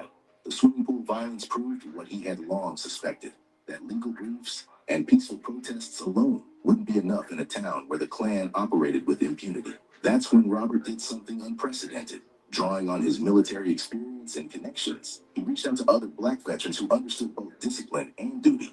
These were men who had fought fascism in Europe and the Pacific, only to find it alive and well in their hometown. They trained in military tactics, they fortified their homes, and they made it crystal clear any Klan attack would be met with equal force. This came to a head in the summer of 1957 when rumors spread that the Klan planned to attack Dr. A. Albert Perry, the NAACP's vice president. The Black Armed Guard fortified his house with sandbags. When the Klan opened fire from their cars, Robert's men returned fire, driving them away. The shooting made headlines, but the real story was what happened next. The same city officials who had always defended the Klan's constitutional right to organize suddenly changed their tune. Within days, they called an emergency session and passed a city ordinance that banned the Klan from Monroe without special permission from the police chief. For the black community of Monroe, this was a turning point. Robert himself explained it best in his book, Negroes with Guns. Racists consider themselves superior. What I say? To exchange their superior lives. Let's go. Inferior ones. Let's go. What I've been saying. Violent when they can practice violence with impunity. The ordinance requiring Klan gatherings to get police permission marked the first time the local government had ever restricted Klan activities in Monroe. The message was clear. Organized armed resistance had achieved what decades of peaceful petitions could not. But this success came at a price. The incident drew the attention of not just local authorities, but the FBI. Robert's insurance company canceled his car insurance, citing the frequent attacks on his vehicle. Even some of his allies began to worry that his methods might provoke even more violent retaliation. While Robert's armed defense strategy had gained the black community some measure of protection, the deeper rot of racial injustice in Monroe was about to be exposed through the case of two young boys. It started innocently enough in October 1958. A group of children, both black and white, were playing together in Monroe, the kind of scene that would raise no eyebrows in most places. During their game, a white girl gave two black boys, 9-year-old James Thompson and 7-year-old David Simpson, an innocent peck on the cheek. What happened next would expose the brutal reality of Southern justice. The white girl's mother, upon hearing about the kiss, became enraged. Within hours, police dragged the two elementary school boys from their homes. They were charged with assault for receiving a kiss in a children's game. Let me remind you, the white girl is the one who gave the kiss. The local courts showed no mercy. These children, one just 7 years old, the other 9, were sentenced to reform school until they turned 21. In other words, a childhood game had earned them a 14-year sentence. The boys were beaten, and their parents weren't allowed to visit them for weeks. For Robert, this case crystallized everything wrong with the system. Guns could protect against the Klan, but what about the legal system itself? This time, he decided to fight fire with publicity. Robert launched a media campaign that would make Monroe front-page news across the globe. He contacted newspapers worldwide. He organized protests. He made sure everyone knew about 2 little boys torn from their families, beaten, and imprisoned, all for a childhood kiss. The international response was overwhelming. Civil rights activists across America rallied to the cause. European newspapers ran scathing editorials. Even Eleanor Roosevelt, the former first lady. And like I say, when do and I always keep asking this question. When do black folks say enough is enough? Like, if this shit going on right now, 2025, when do we say we get back to them days? Fuck the problems that gonna come behind this situation. When we gonna get back to this? Because hate only understand hate.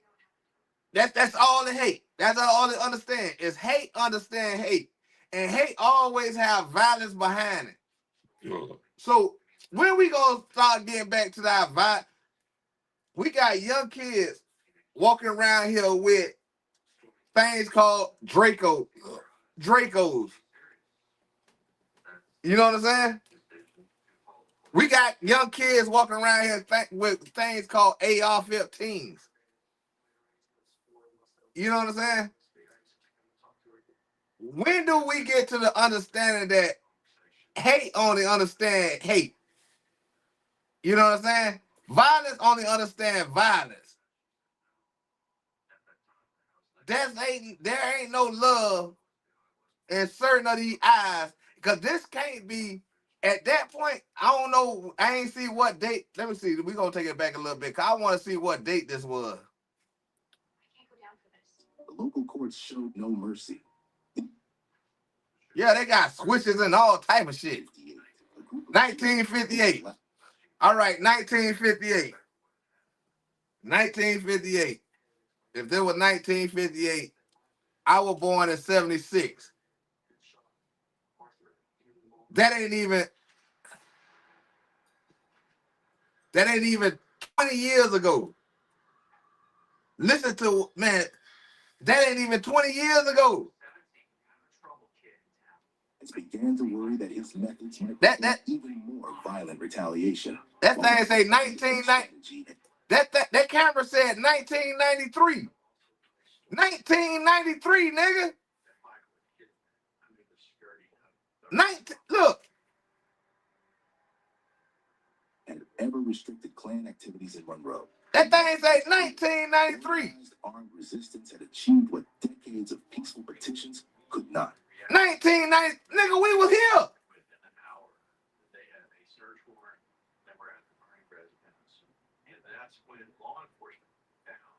Man, come on, man. Come on, man. This what I'm talking about. This the shit we ain't never heard about. This the shit we ain't never heard about. This the shit they trying to keep out of schools. This the shit they ain't trying to tell us. This the shit that they trying to hide from us. This right here. They want to tell. All right, we got Little Tillman. We got that. We get that. All right, but we ain't looking at the dates no more. That's what it is, dog. We listening to the story, but we ain't looking at these dates. Nigga, this wasn't that goddamn long ago. This ain't this 1990. You know what the hell I was doing in 1993? Come on, man. So you telling me, man, come on, man. Come on.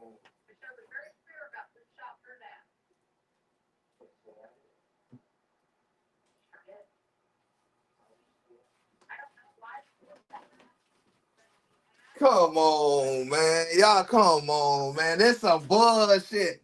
How we just hearing about this? How I'm just, now, come on, man. Man, goddamn, bruh. Damn, that shit just blow. Until they uncovered more direct evidence like DNA, investigators had no choice but to let it go. Man, this shit, dog. This shit just blow. 1993? Man, they had rap. Oh my God. You can't tell me. Come on, you can't. Man, what the song? 1993 and we were, oh Lord, man. I was in, come on. Oh Lord, this shit here wild, bruh. This shit wild. But this success came at a price. The incident drew the attention of not just Man, I'm telling you, Rob. Man, I was out here wilding. Citing the frequent attacks. Come on. Even some of his that shit say 1993, September the 5th. Even more violent retaliation. While Robert's armed defense strategy had gained the black community some measure of protection, the deeper rot of racial injustice in Monroe was about to be exposed through the case of two young boys. It started innocently enough in October 1958. Now, how they missing these time limits up? Because they saying 1958. How that's going to contribute to, I'm going to just listen. 1958. I wasn't born, but I was born in 1976. Man, nah, I'm gonna listen. Children, both black and white, were playing together in Monroe. The kind of scene that would raise no eyebrows in most places. During their game, a white girl. But I'm gonna say in 1958, my daddy was alive. That ain't that. That's what I'm saying. My mama was alive. Let me see. I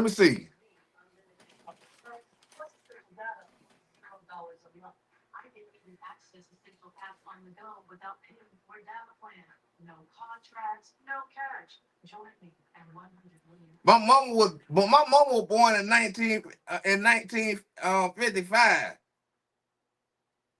My mama was alive. How come I ain't hear about this? Come on, man.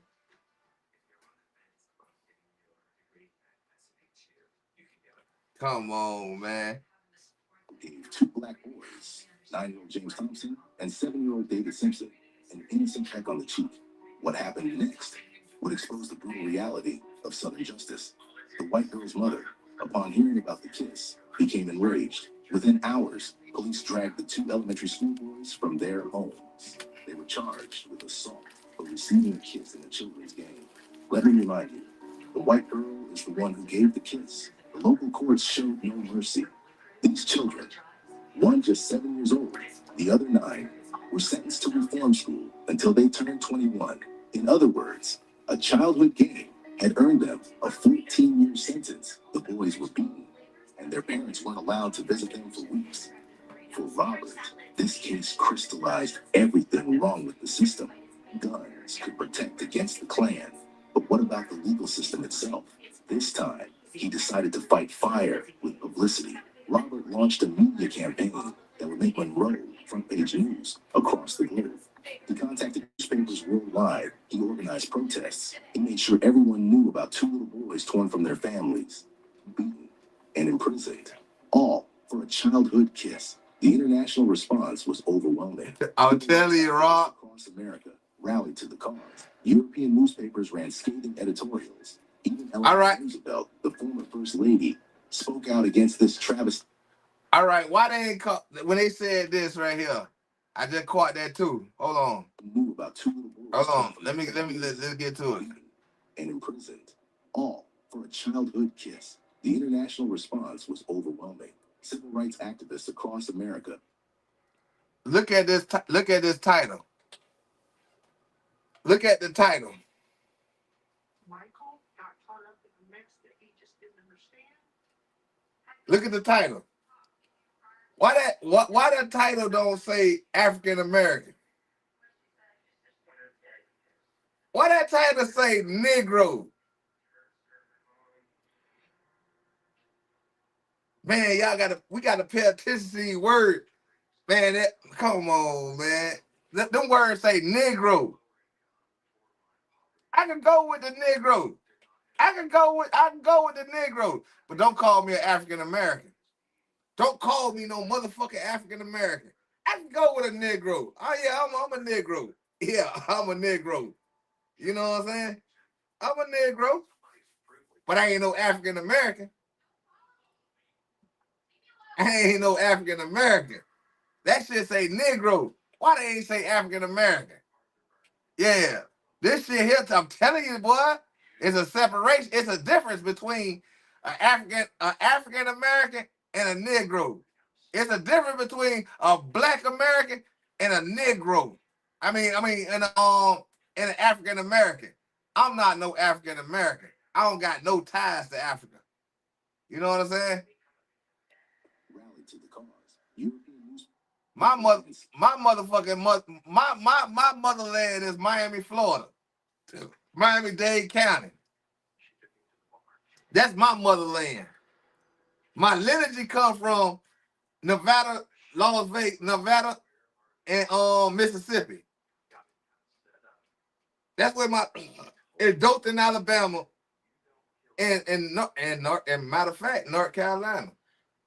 I ain't even lying. My daddy family, they migrated from North Carolina to Dothan, Alabama. This shit, wow, what? Scathing editorials. Even Eleanor Roosevelt, the former First Lady, spoke out against this travesty of justice. Under this intense global pressure, North Carolina's governor was forced to act. The boys were finally released and pardoned, but the state never apologized for its actions, and the incident revealed to the world the brutal injustice that Black citizens of Monroe faced daily. The kissing case had exposed Monroe's racial injustice to the world, but it had also revealed something else: the power of Robert's increasingly militant approach to civil rights. Where traditional NAACP leaders might have quietly filed appeals, Robert had turned the local injustice into international news. For the NAACP's national leadership, this was the final straw. Robert's armed resistance against the Klan had already made them nervous. Now his aggressive media campaign and unapologetic rhetoric were drawing attention. What we gotta keep this going, bruh. The tension between Robert's militant approach and the NAACP's traditional strategy would reach a break. Oh, I'm finna hunt this down. That would force the entire civil rights movement to grapple with a crucial question. In the face of violent oppression, was nonviolence the only acceptable response? By 1959, Robert's confrontational approach had put him on a collision course with the NAACP's national leadership when he publicly responded to a Monroe court's decision to acquit 2 white men of raping a pregnant Black woman. His words would ignite a firestorm. Standing on the courthouse steps, Robert declared that if the courts wouldn't protect Black citizens, they would have to protect themselves. The NAACP leadership, committed to their nonviolent approach, suspended him from his position. But Robert wasn't done. If anything, the split from the NAACP freed him to pursue even more militant strategies. Through 1960 and early 1961, the tensions in Monroe continued to simmer. By 1961, the law was clear, at least on paper. The Supreme Court had ruled segregation on interstate buses and terminals unconstitutional, first with Morgan versus Virginia in 1946, and again with Boynton versus Virginia in 1960. But across the American South, these federal rulings meant nothing without enforcement. In May 1961, an interracial group of activists decided to test these laws themselves. They called themselves the Freedom Riders, and their I remember that. Deceptively simple: travel on interstate buses through the South, challenging the segregation that the Supreme Court had already declared illegal. The response was swift and brutal. In Anniston and Birmingham, Alabama, the Freedom Riders faced violence. As law enforcement stood by watching, white mobs attacked the riders with shocking brutality. In Anniston, their bus was firebombed. In Birmingham, they were beaten as police conveniently disappeared. Now, I remember I heard about this. I heard about this situation here. See, the truth hurts. The truth hurts. It definitely hurts. The people that scream about let it go. Let the past go. See, the truth hurt. See, we can't get over the past when the past ain't talked about. The only way you can get over things, if me and Rob go to arguing or something, the only way we can get over that problem when we talk about it and we come up to a mutual agreement. Either we can let this go and be friends, or we can let this go and go our separate ways. And he go his way and I go his way. If he see me in the street, it ain't no harm, foul play. And if I see him in the street, it ain't no foul play. You know what I'm saying? So the truth hurts. The truth hurts. And I'm not going, I guess I'm going to be this dude here too. Fuck that. I'm going to be this the dude. I just need this, like, you know how some people got a Michael Jordan. Some people got a Malcolm X. Some people got a Dr. Martin Luther King. No, this the nigga I'm falling behind. Hey, type that, man. Type his name. I forgot his name. I'm finna write down this man's name. This is my idol right here.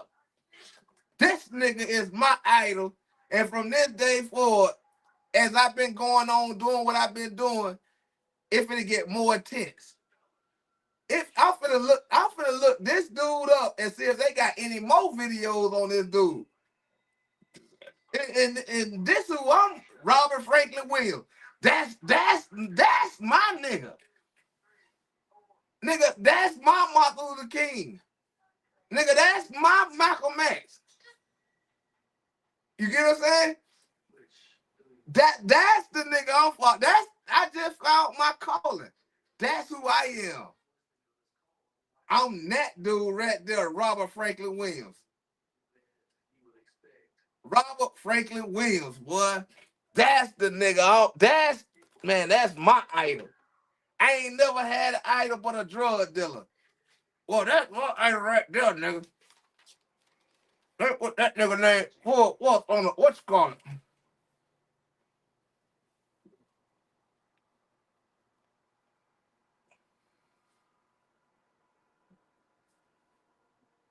I want to find out if that nigga some kin to me.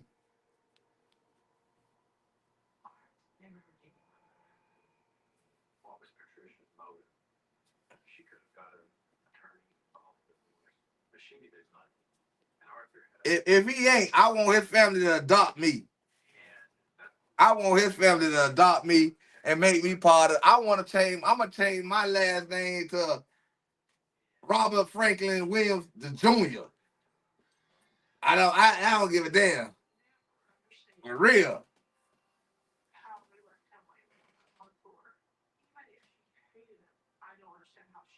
Man, hey, nigga, then your people might have to adopt me, boy. Your people might have to adopt me, cause boy, nigga, I'm a Williams from now on. Fuck that. That's from now on. My alias name is Robert Franklin Williams.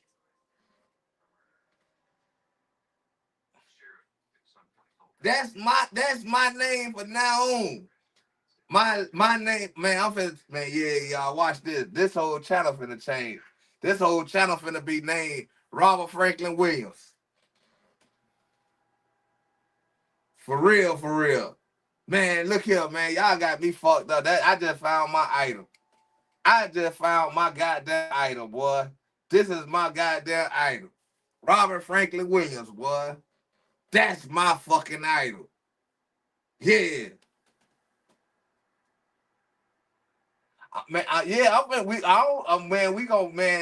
finna look it all up. This shit ain't gonna stop, boy. This shit ain't gonna stop. Man, fuck a Malcolm X. Man, fuck a Martin Luther King. Man, it's about Robert Franklin Williams, boy. It's about Robert Franklin Williams, boy. I got you. I got you. For the first 15 minutes of the assault, Robert and MLK had long different tactics. While King preached nonviolence, Robert argued that triumph depended on the adversary. King acknowledged the advantages of armed self-defense, but maintained that nonviolence demanded greater self-control and courage. In May 1961, as Freedom Riders faced brutal violence across the South, Robert took a bold step. He sent King a direct telegram, challenging him to do more than lead from afar. No sincere leader asked his followers to make sacrifices that he himself will not endure. You are a phony. If you lack the courage, remove yourself from the vanguard. Now is the time for true leaders to take to the field. Let's go. In nonviolent Hold on. What he told King? participate. What he told King? He told King don't play no game. Nigga, we out here for real. Robert argued that triumph depended on the adversary. We out here for real. Armed self-defense, but maintained that nonviolence demanded greater self-control and courage. In May 1961, as Freedom Riders faced brutal violence across the South, Robert took a bold step. He sent King a direct telegram, challenging him to do more than lead from afar. No sincere leader asked his followers to make sacrifices that he himself will not endure. You are a phony. If you lack the courage, remove yourself from the vanguard. Now is the time for true leaders to take to the field of battle. Let's go. If leaders believed in nonviolent resistance, they should physically participate with their fellow protesters on the front lines. 2 months later, when the Freedom Riders finally reached Monroe, they would find themselves caught between these two philosophies: nonviolent resistance and armed self-defense. And soon, they would need both. Drawing on his military experience and the discipline of the Black Armed Guard, Robert prepared for the riders' arrival. The stakes were clear. Monroe's Klan, over 7,000 strong in a town of just 12,000, had promised violence. The Freedom Riders came to Monroe determined to demonstrate the effectiveness of civil disobedience and challenge segregation laws, but they found something unprecedented: a Black community ready not just to support them, but to defend them. For 2 months, the protests continued, but as hostile white observers gathered, the situation grew increasingly tense. The riders, recognizing the danger, called for the aid of the Black Armed Guard. Then, on August 27th, violence erupted. White supremacist mobs attacked the riders and caused chaos in the local neighborhood.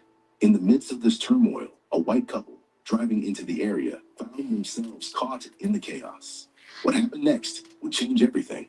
Robert, seeing the couple in danger, rescued them and brought them to his house for safety. But what he saw as an act of humanity, local authorities would twist into something far more sinister. What began as a Freedom Ride demonstration in Monroe quickly spiraled into chaos on August 27th, 1961. As violence erupted throughout the local neighborhood, a white couple, Bruce and Mabel Stengel, drove their car into the midst of the turmoil. In a moment that would test Robert's principles, he faced a crucial choice. The crowd had recognized the Steeples car, the same vehicle that had recently displayed hostile segregationist messages. But Hold on. Yeah, I feel Robert now because this folk does care about us being violent. They'll just walk all over us. But if we get like this, they ain't gonna have no choice to catch a bullet. Real talk.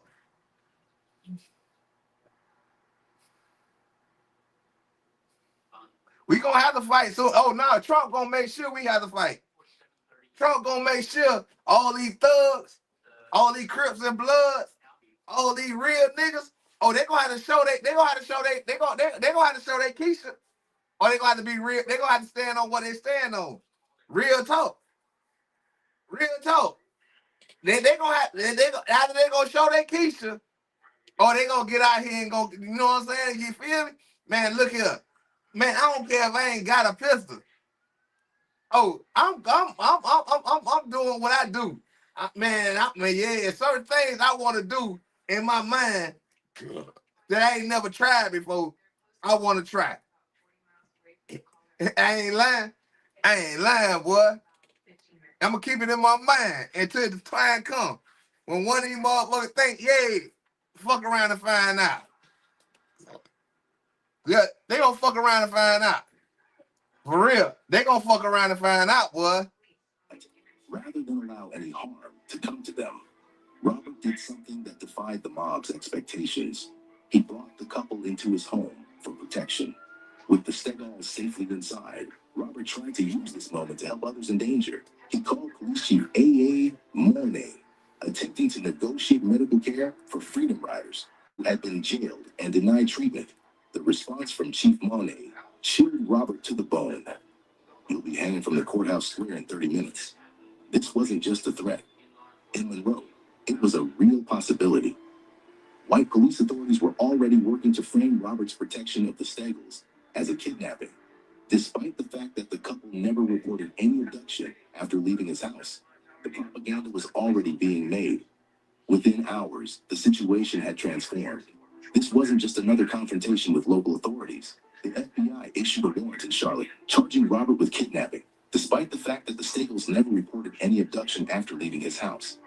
Facing false kidnapping charges and the very real threat of violence, Robert and his wife Mabel were forced to make an impossible decision.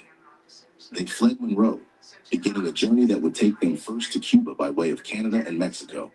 But exile didn't silence Robert. It amplified his voice. In Cuba, with Fidel Castro's approval and government assistance, he established Radio Free Dixie in 1962. This groundbreaking program, which and I'm telling, and I try to tell people this.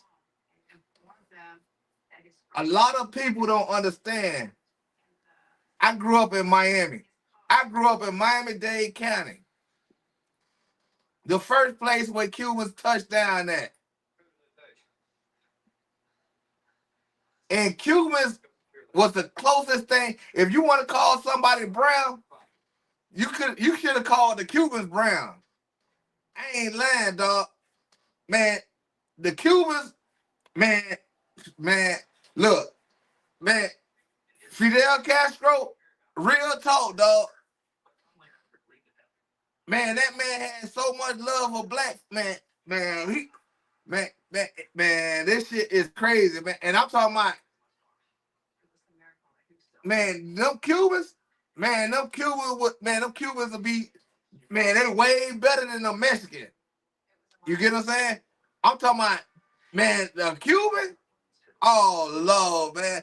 Them niggas, when them niggas become your friend, they your friend, nigga. I'm talking about in no type of situation, a Cuban gonna let you down. A Cuban is the equivalent of you looking at a brother or a friend of yours that'll stand by your side no matter what, wrong or right. Man, a Cuban do the same shit, bruh. Once they get down with you, oh, it's a done deal. Man, look here, boy. Man, real talk. Man, real talk. Man, Rob, man, we might need to set that up. Boy, we might need to set that up. Now I might, if I cross the sea, but see now if everything, yeah, we might need to set that up. Fuck that. We might need to set that up. We might need to go hit Cuba for a real vacation turn and go do some videos in Cuba, boy. We might need, I'm telling you, boy, man, when Cubans wasn't a problem in Miami. Man, I got cousins that's Cuban. I got literally a cousin that's Cuban. I got a whole family line that's Cubans. Man, them niggas were niggas. Them niggas were niggas. I ain't lying. Them niggas was niggas. Now the Mexicans, I don't fuck with. Not all. I don't fuck with all Mexicans. I fuck with certain Mexicans. You know what I'm saying? But Cubans, nah, I fuck with Cubans, boy.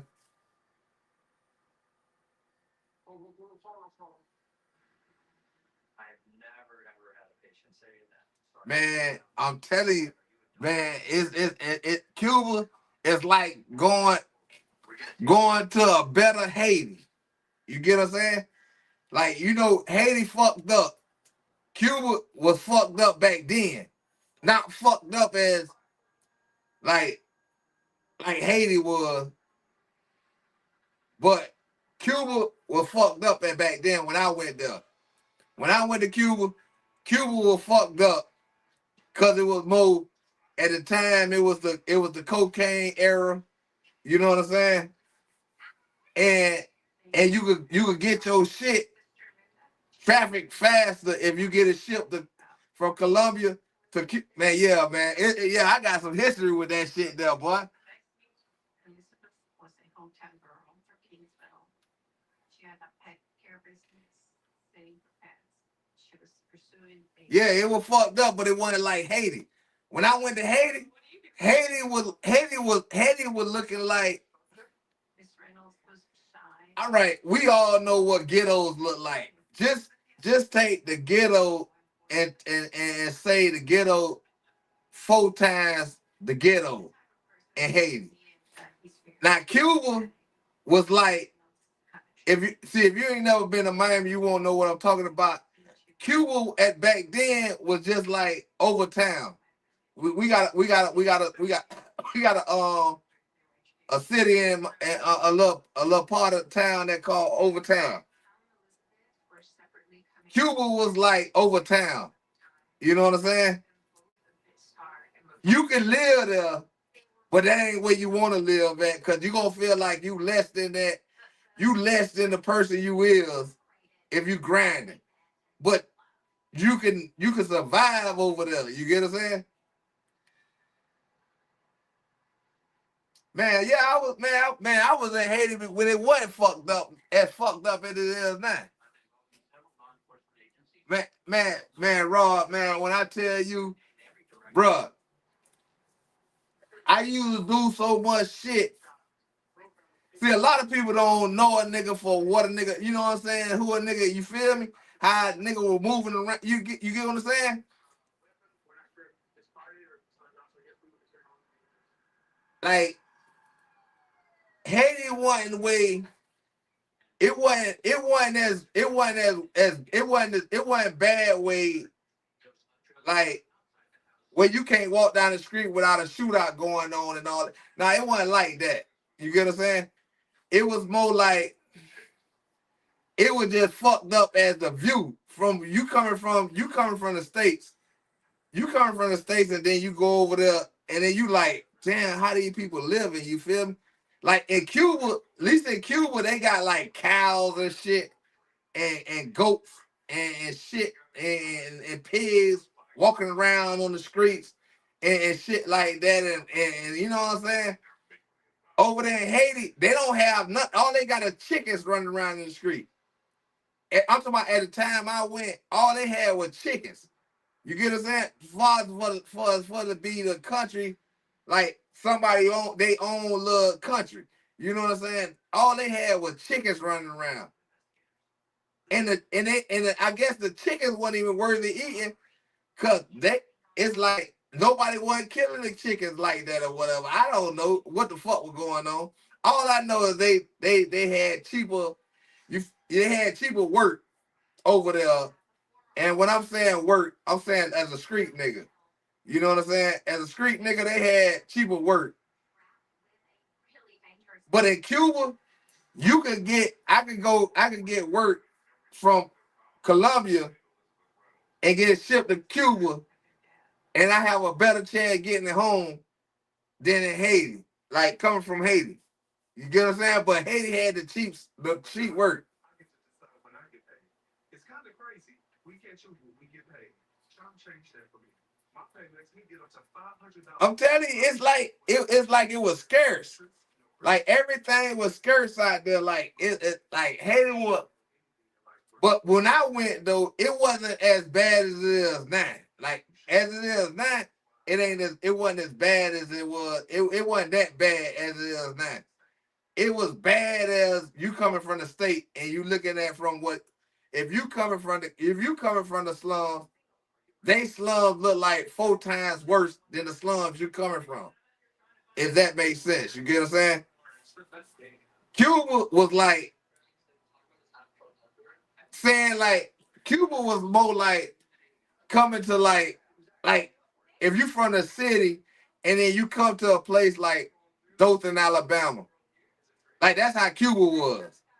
It ain't so much it ain't the slums. It just ain't no upgrade going on. You get what I'm saying?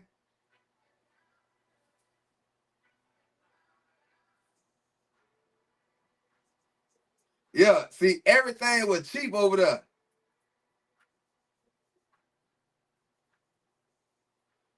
You get what I'm saying? Everything was cheap over there, and it was like the crowd I was rocking with at the time, we could get the work like kind of better if we go over there and go get it and come back with it. You know what I'm saying? But they didn't have the traffic that Cuba had, because Cuba had connections with the Colombians. You get what I'm saying? They had connection with the Colombians, and so you could get to work. It was crazy. See, but now, Cuba kind of like upgrade. They done upgraded themselves. You know what I'm saying? Cuba done start upgrading themselves. They start standing on their own and not relying. And a lot of people don't. If people don't, people need. I'm gonna do the video. I'm gonna show y'all why I got the separation from United States from Cuba. Why all the bullshit happened. Y'all look up little baby Elion. Look up baby Elion in Miami, and y'all understand why Cubans stop fucking with the government over here in America. Y'all understand it then.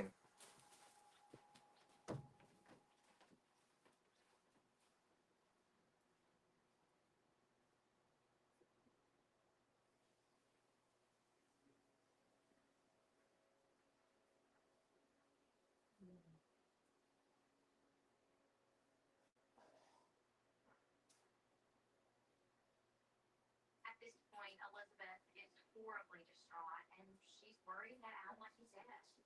And we thought you'd like to know that Al is still alive. He's in emergency surgery right now.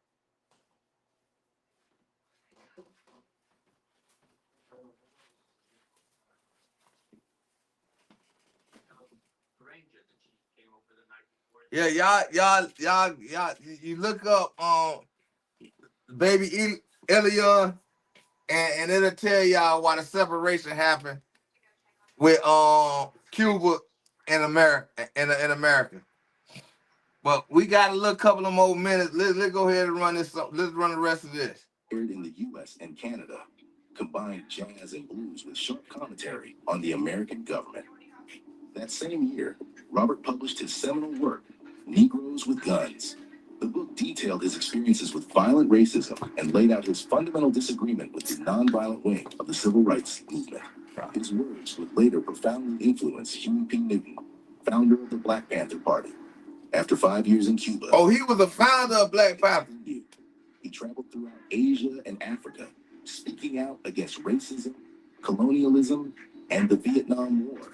In Vietnam, he even met with revolutionary leader Ho Chi Minh. From 1966 to 1969, Robert and his family lived in China, where he continued to publish his newsletter, The Crusader. His presence there deepened the connection between the Communist Party of China and the African American revolutionary movement. In a historic moment, he received the honor of meeting with Mao Zedong, who issued statements supporting the African American struggle against discrimination. By late 1969, Robert and Mabel returned to the United States, settling in Michigan. The kidnapping charges still loom, but Michigan's Governor William G. Milliken refused to honor North Carolina's extradition request, noting that Robert couldn't receive a fair trial there. The legal shadow wouldn't lift until 1975, when Robert was finally able to face the charges. In January 1976, nearly 15 years after he fled Monroe, North Carolina prosecutors dismissed all charges against him, acknowledging their main witness was too weak to appear. Hey, I know there's a lot of things about history in America. I ain't patting myself on the shoulder, and I ain't gonna say that I was born in the right year, but it's definitely a sign.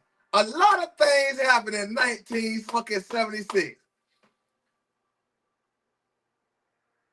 Hey, it's a lot of things happened in 1976.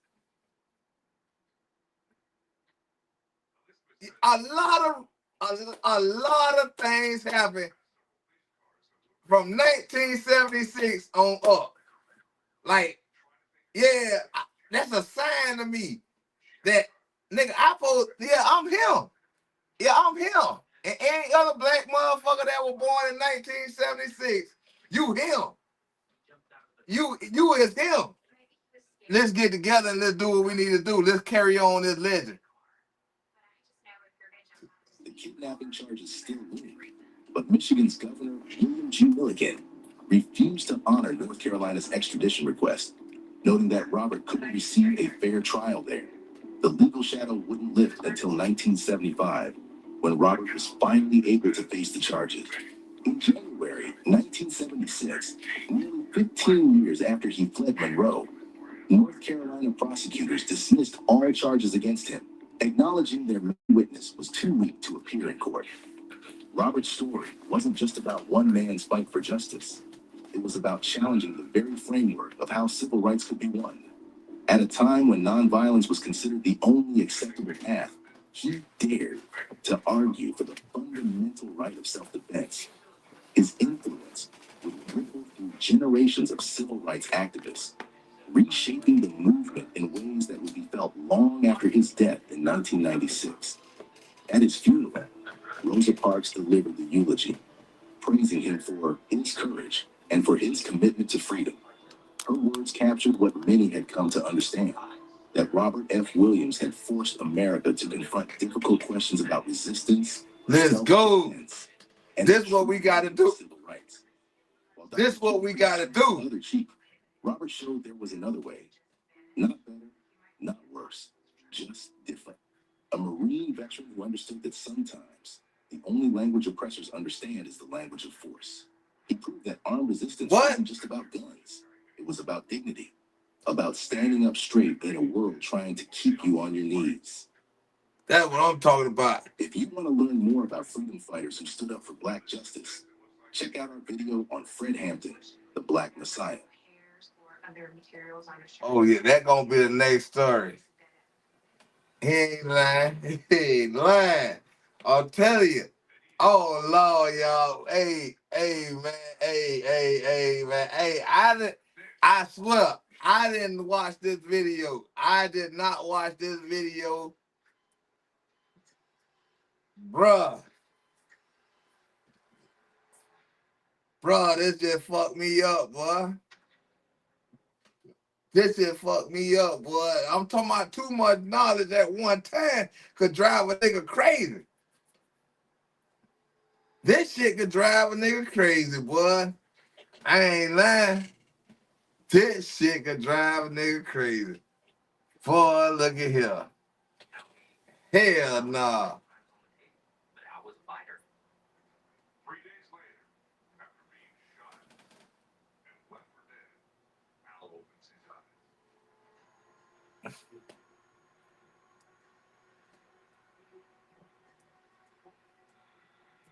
I woke up and I didn't know what was going on really because I had my hands tied up, and then I had the ventilator, down my throat, some other tubes in my nose, these tied hands because when you wake up, your instincts will jump off. Guys, you're in the hospital. You're going to be okay. When I woke up, man, I had a lot of pain. Man, Rob, man, this shit just blowed. This shit just blowed me, boy. Man, and I swear, this shit just made me know that my thinking ain't wrong. It's niggas that been doing this before me thinking like this. Been thinking like this before me. I did fear that he was out there. Damn. I think this, for all the shit I've been saying and all the shit I've been doing on this channel, I think this was my best. This was the best history work I did in my life. This was the best. $50,000 bounty on me This was my best, boy. I don't think, even though the video got 156,000 views, I don't think that people really understand the totality of this situation to where it add up to what we got right now. You know what I'm saying? What we got going on right now. And everything I've been saying, and I'm not the only one. Rob said, well, I'm only gonna say Rob said, cause that's the only person I watch that really be on what I be on. And that just gave me some kind of confirmation. That just gave me a confirmation that I know God got me going down the right path, and my thinking ain't as fucked up as the outside people want to say. You know what I'm saying? And it's crazy. It's crazy though. Yeah, that boy. Look here, boy. Look at here. Oh, boy, look at this nigga Rob. Man, I ain't talking about Rob. I'm talking about Robin Franklin Williams. But Rob, we got other man. This nigga I look up to, boy.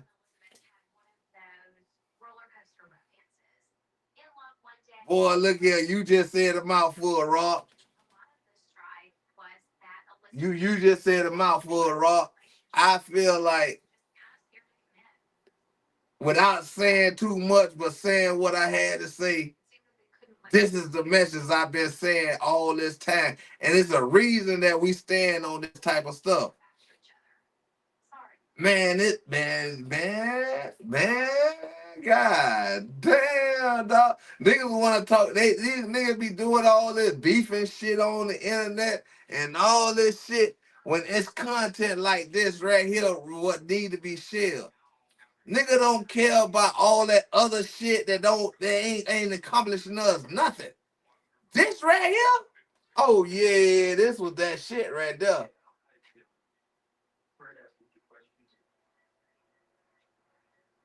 This dude, man. I mean, I've been here, I'm going to all the stuff. That's very difficult. When the investigator. Man, I'm seeing that. Man, hey Rob, boy. Man, look here, man. I don't know. God put me in a place to find this situation and actually like really look into it. Man, god damn, dog. I'm blown, bro. Man, I'm blown, bro. I'm blown. I don't even like, dog. I don't even know, like, man. This shit got me feeling so free right now. Like, it got me feeling so. I'm talking about so free. Like, man, like everything that I've been saying and everything I've been standing on and everything I've been trying to say, it's like this video put it in one perspective where anybody can understand with a visual. Man, god damn, dog. This shit just explained everything I've been trying to stand for. And I didn't even know about a Robert Franklin Williams, dog. I didn't even know this.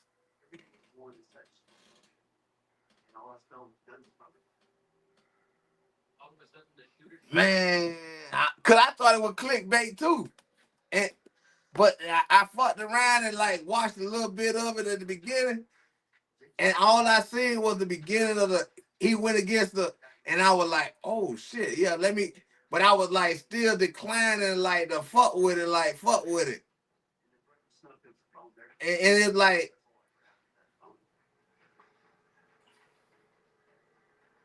man, yeah, I'm telling you. I'm telling you, this shit kind of like, this shit fucking with a nigga right now, though, for real. This shit fucking with a nigga.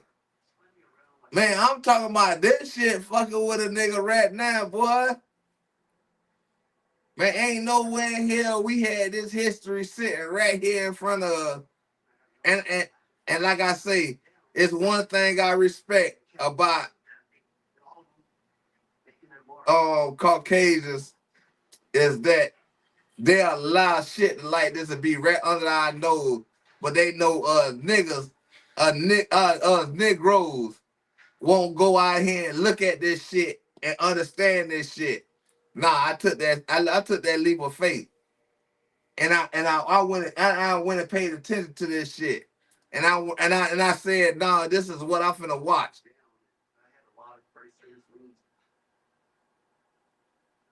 I saw him running to the car.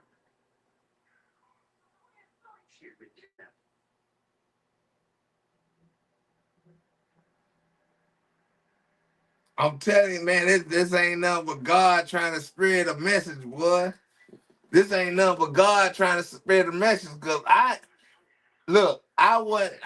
had to just like tongue wrestle with my wife about a situation, and like I wasn't gonna do this live, dog.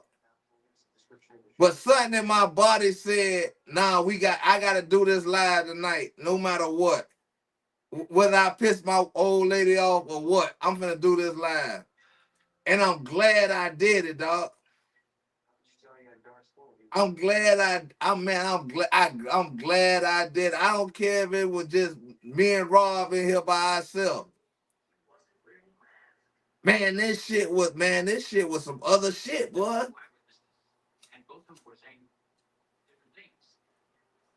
This was some other kind of message. This was some I didn't even expect that the video was gonna be so informative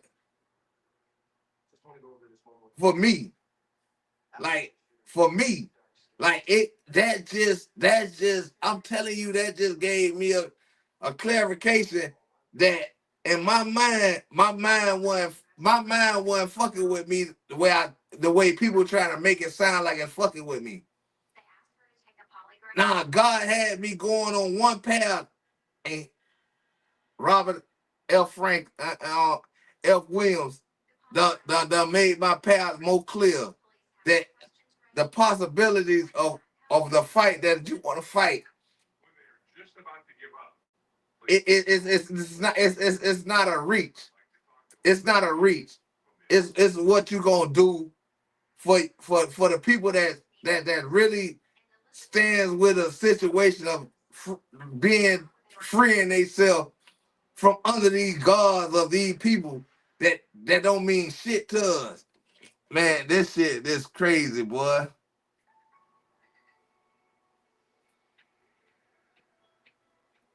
Weight loss is changing. For so long, I felt stuck on repeat. Man, that shit just fucked me up. Right again. Lost weight, gained it back. That shit just fucked me up, bro. I ain't gonna even lie, boy. Man, that shit was better than that shit was better than that shit was better than church. Any church I ever been to in my life. This shit was better than any schoolhouse I've been through. This shit was, man, this was it.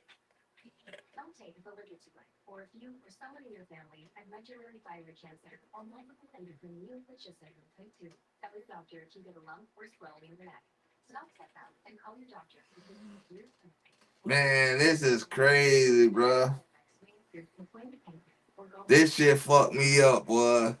If you're experiencing vision changes, taking a sulfonylurea or insulin, having suicidal thoughts. That's what it got me doing. That's what it got me wanting to do, boy.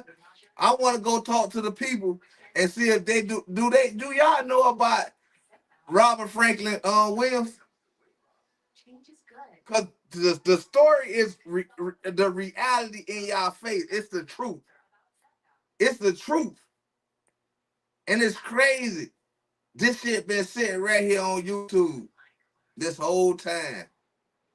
But a nigga won't click it because a nigga think this shit clickbait. And man, this shit here just blows. This shit just blows, boy. This shit just blows, boy. This shit just got my mind on some thinking that I know now. I know that I know my mind ain't moving me the wrong way. For real, it's the naysayers that got me thinking that I'm going the wrong route. You know what I'm saying?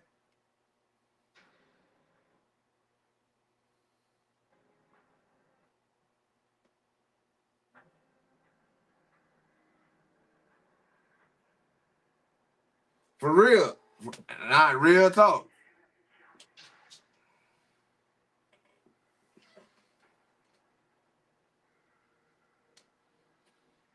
Man, we know who ain't gonna listen, boy. We know who ain't gonna listen. That shit just, man, that shit just blow on a whole type of other level. And I'm gonna be the first one to say it. Appreciate the share too.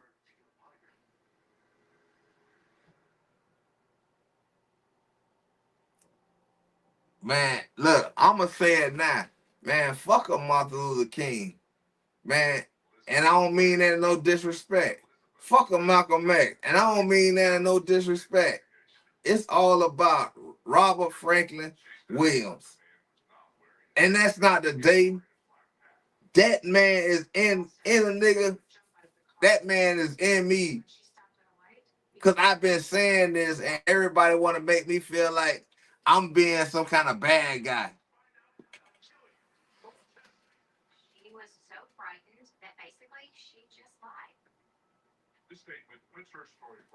For real. For real. For real. And like I say, that's why I wanted to do it where I can show what I'm looking at without without no interruptions.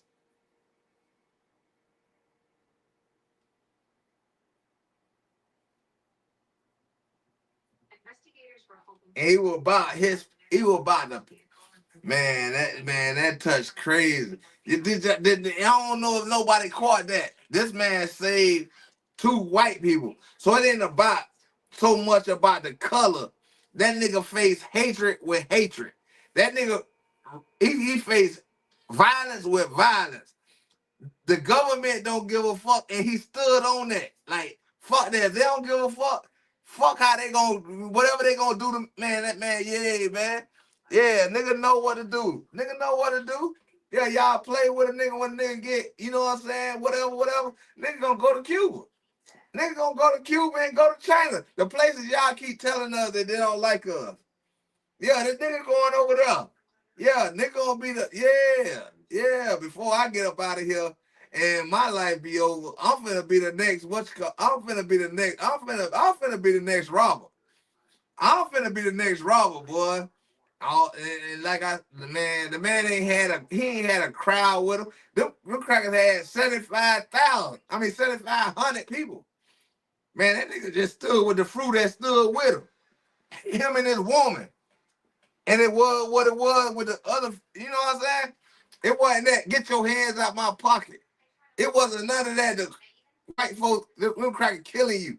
Nah, that boy that did his thing, boy. That boy stood for something, boy.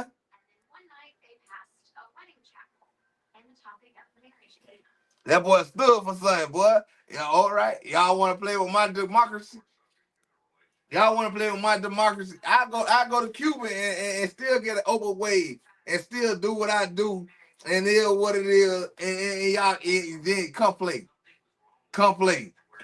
And then I come back and face whatever the fuck y'all got going on when I come back. She was like acting jealous. She went, ballistic on me. For real. You know what I'm saying? This shit, man, yeah, man, right, yeah, boy.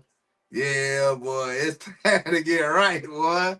Yeah, that man, hey, I don't know how to. Like I say, man, I don't know how this video popped up in my facility and came into my light. All I can do is give it to God. And I think to me, my personal feeling, God gave me a sign that I'm not going down the wrong path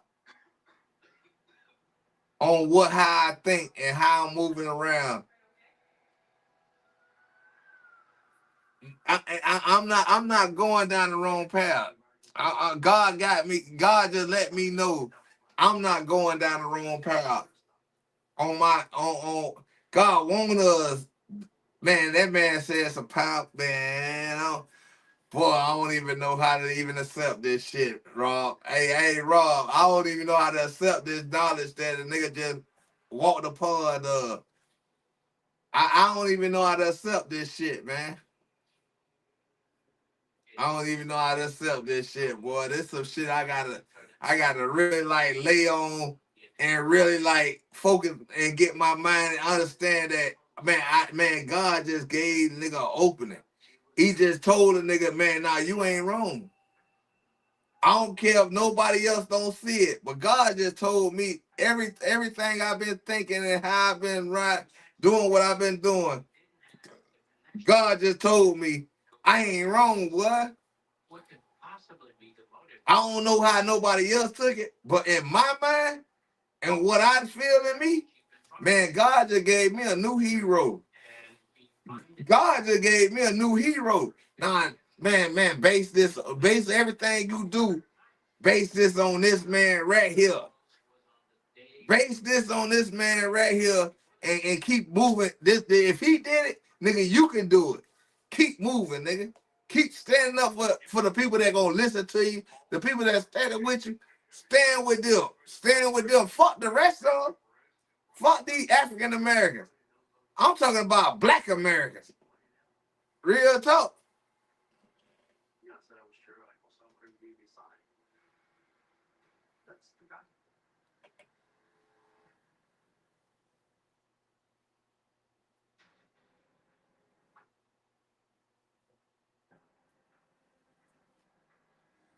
I'm telling you, man, it's a reason.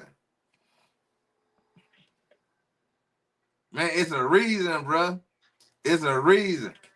Yeah, I feel that. Yeah, all right. Everybody ain't want it, man. It's a reason. The people that didn't listen and ain't see the video. It's a reason. It's a reason they ain't see it. But God had a reason for the ones who did see it and sat here and reacted to it with us. Man, it's a reason.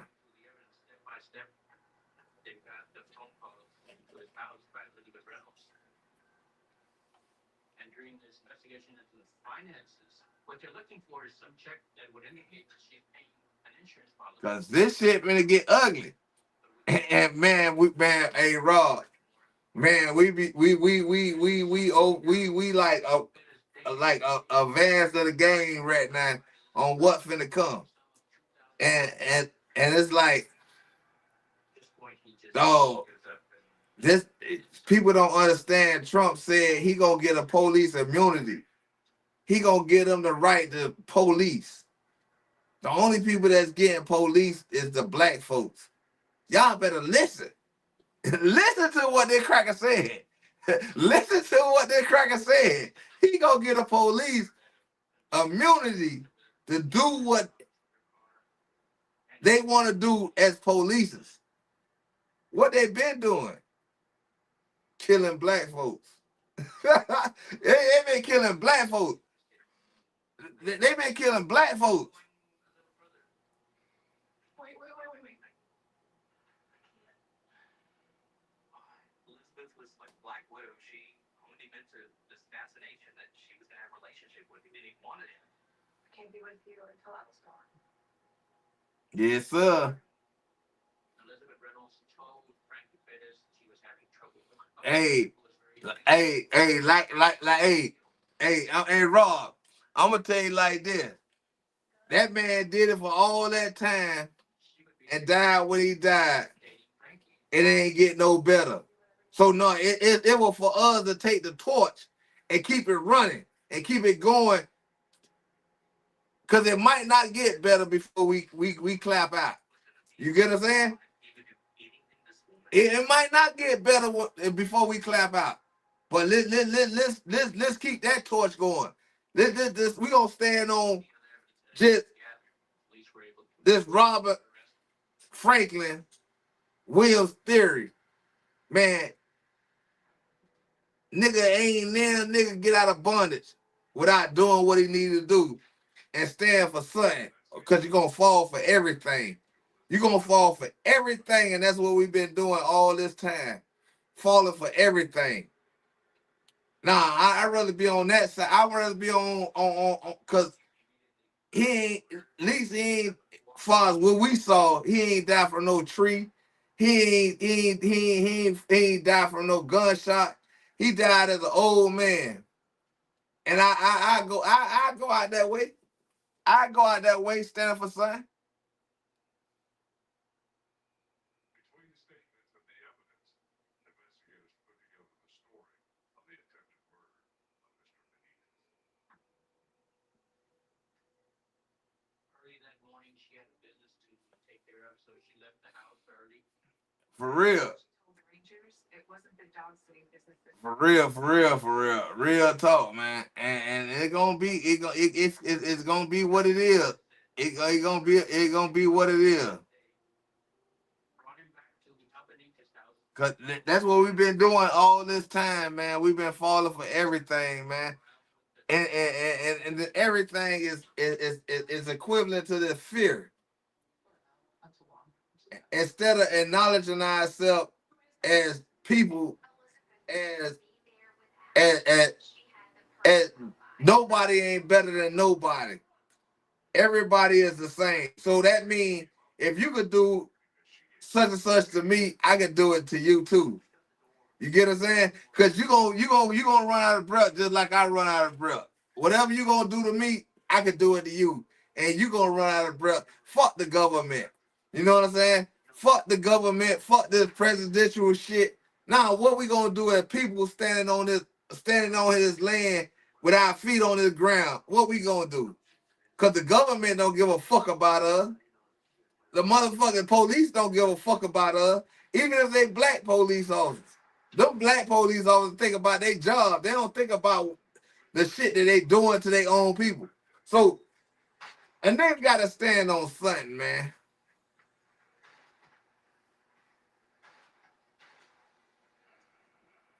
Nigga gotta stand for something, man. And all this time, I allow people to tamper with my mind and make it seem like that I'm some fucked up kind of person. You know what I'm saying? Like I'm some kind of fucked up person. Like and the shit I'm be talking about and be doing, cause they might hear me say cracker. They might hear me say Caucasian. Then all of a sudden that's a problem but yet people can say nigga. I don't get that. I don't get that they could show videos of a police officer killing an innocent black man, and they ain't the same equivalent of them saying nigga. I don't understand that. I don't understand how a black man get charged with murder when when when the person he killed is coming at him in an aggressive way, in a racist way, but by him being a Caucasian or a cracker, that the crime don't sit the it don't set the bar for being a stand your ground law. I mean charge. So I gotta look it up, but that's the next thing I'm looking up, and that's the brother I want to fight for. I want to fight for this brother that killed the Caucasian, and he don't get the same rights as a Caucasian killing anybody or nonetheless a black person to stand the ground law. You know what I'm saying? And it's like we let this let the Constitution go at the waistline when it come to us. We won't rally up for a person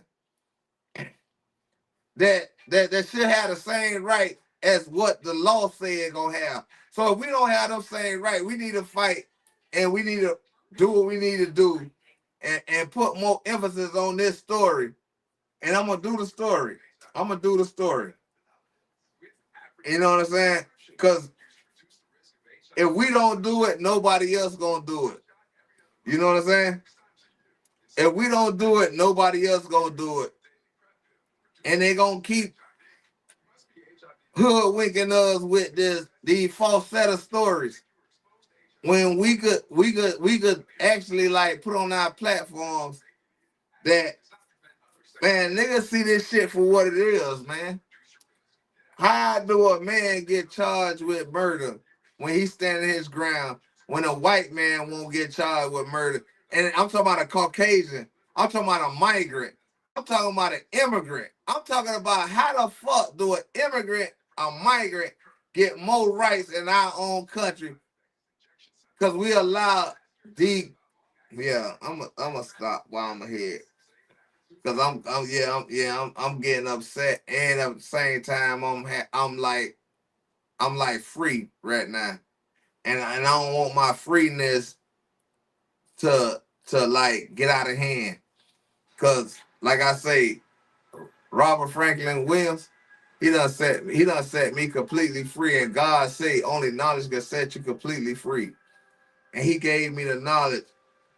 Actually gave me the blueprint, and gave me the understanding that what I'm talking about and what I'm standing on is freedom of speech. So I shouldn't be afraid to say what I'm gonna say and say how I'm gonna say it. Cause the Constitution was built for Native Americans. People that have birthrights to this country. You know what I'm saying? And we gonna stop the crackers for having all these rights that they don't even supposed to have, because we don't have them in England. We don't have them in Europe. We go to Europe, we under their law. That's when we under their law. But over here, I think we gotta kind of get these crackers to understand, boy. Nah, y'all under our law over here. Y'all under our law over here.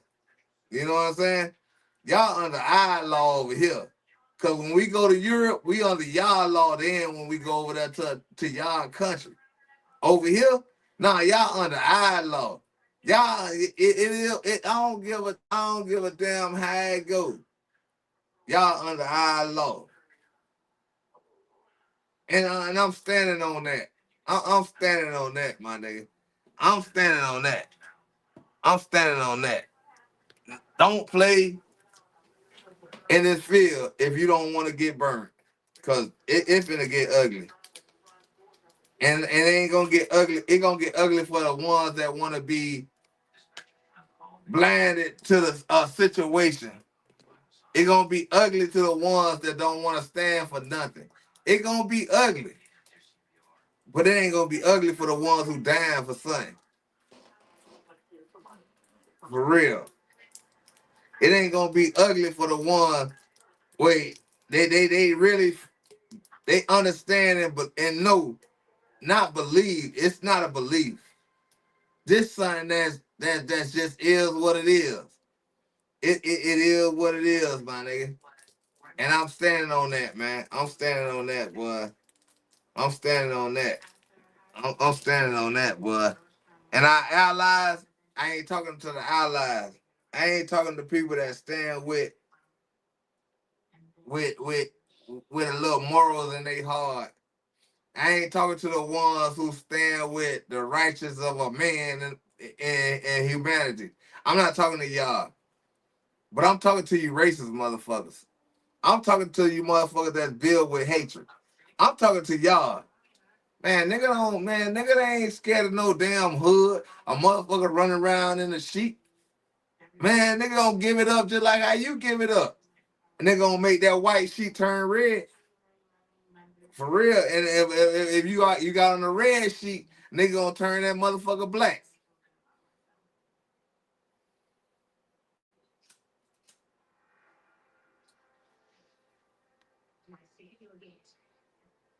You know what I'm saying? Nigga ain't even, man, nah. Nigga gonna give it up like how a nigga give it up to a nigga who breaking their house, man. But with that, y'all, man, shout out to Rob, man. Y'all make sure y'all go tap in with Rob. And, man, y'all make sure y'all go tap in with Rob, man. Rob be having good content, good conversation. You know what I'm saying? Y'all make sure y'all go tap in with him. With like I say, with what we done looked at, man, I ain't gonna even do no more reactions to no more video. Right now, I'm talking about tonight. I ain't gonna do no more reactions. Cause that was enough right there, man. If y'all rocking with what's going on, man, even if you ain't rocking with it, make sure y'all hit that like button, hit that subscribe button, and man, it's more to come, man. We ain't stopping, man. We on go right now. 2025, man, we on go. It ain't no stopping. Whether you like the content or if you don't like the content, it really don't. I'm only fucking with the ones that rocking with us. And the rest, hey, man, stay blinded, man. You know what I'm saying? Stay black. You ain't lying. We definitely found a blueprint, boy. And like I say, and the bad thing about it, boy, that blueprint cleared. Man, that blueprint put a nigga in a space where, man, look here, man. I thought NFAC was the blueprint. Niggas who don't give a fuck. I thought they was a blueprint until he allowed the white people to close him down, scare him into a position where he ain't speaking no more and I understand why he ain't. Like I say, I don't fault him. I don't fault that dude. Man, black folks wouldn't turn against him and shit like that. So I don't understand. I understand why he turned a blind eye and whatever he doing. You know what I'm saying? God bless him and this and this. But I think I'm a Robert Franklin type of dude. I think I'm a Robert Williams type of dude, dog. I think I think that's my idol.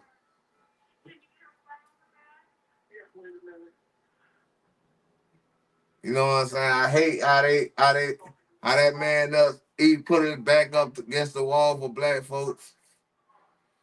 And then black folks the one who kick him in the ass, and then you know what I'm saying. But the only thing, like I say, the difference is, man,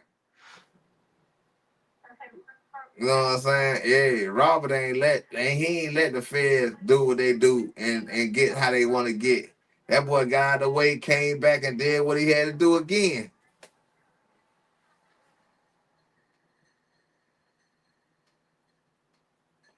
So if this was done before NFAC, you know what I'm saying? Like you had the blueprint. It was so that goes to tell me it was something more in the water that you wanted. And it's like, yeah, because you know, yeah.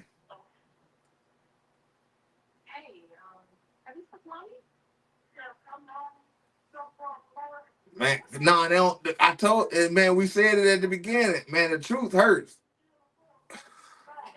Nobody don't want to go with the truth. Man, everybody would rather hear a good lie. You know what I'm saying? They rather hear a good lie, or they rather hear discussion against black on black people.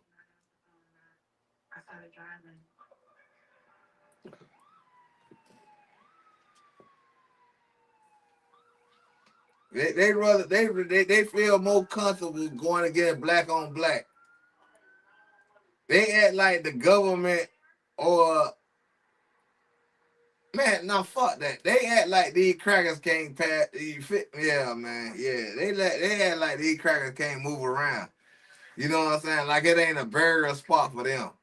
And that's the shit that fucked me up. But yet, a nigga on nigga crime, you could do that though. Man, that shit that sound weird to me, man. She's bleeding out of her nose. That shit sound weird to me. Dude just got hung in North Carolina. The truck driver. We ain't got a robber. We ain't got a robber to go stand for him. You know what I'm saying? You know, I'm gonna be the new robber, though. I'm gonna be the new robber. Fuck that. They can like it or they can hate it. It don't matter to me, man. Fuck it, as long as I know I'm doing right by the people that stand with us, and that's it. I don't give a fuck. Yeah. Me and my wife, we due for a vacation. I go to Cuba and go and chill over there in Cuba for a couple of years and still do the same broadcast. Yeah, I do that. Yeah, I do that. I do that. Yeah, that ain't a bad sacrifice. I know some niggas that can get me on a boat and get me up out of here if I need to get up out of here. For real, for real. And I ain't running because I'm scared. I'll be running because I just want to keep on spreading my message. But with that being said, y'all, man, y'all have a blessed night, man. Like I say, man, shout out to Rob, man, for coming in, hanging out with me for these 3 hours, man. Shout out to Nirvana for popping in. With that, I can't top that video. So this got to be a video by itself. So I gotta leave it with that right there. That video right there. I gotta just leave it right there, y'all. And we're gonna be back with more. Trust me. Trust me. We're gonna be back with more. That fire's lit. So y'all already know what it is. It's 48 hours, man. Hey, I told y'all. So you telling me it was a black man out here wilding like that, boy, on some real shit though, not on no bullshit. You feel me? I'm gonna get up out of here. Y'all have a safe, blessed night, man. Stay warm. It's a little strange to me. We coming back. We coming back. I'm finna right now. I'm finna find the next video. I'm finna find the next video, and I'm finna come right back. Not tonight though, but yeah, we coming right back. We coming right back. And I'm finna change the title of this video. Yeah, the real talk. And I'm gonna catch y'all in a minute. Y'all stay safe. You already. So I've got the child credit builder card, and I use it for everything. There's no annual fees, no interest.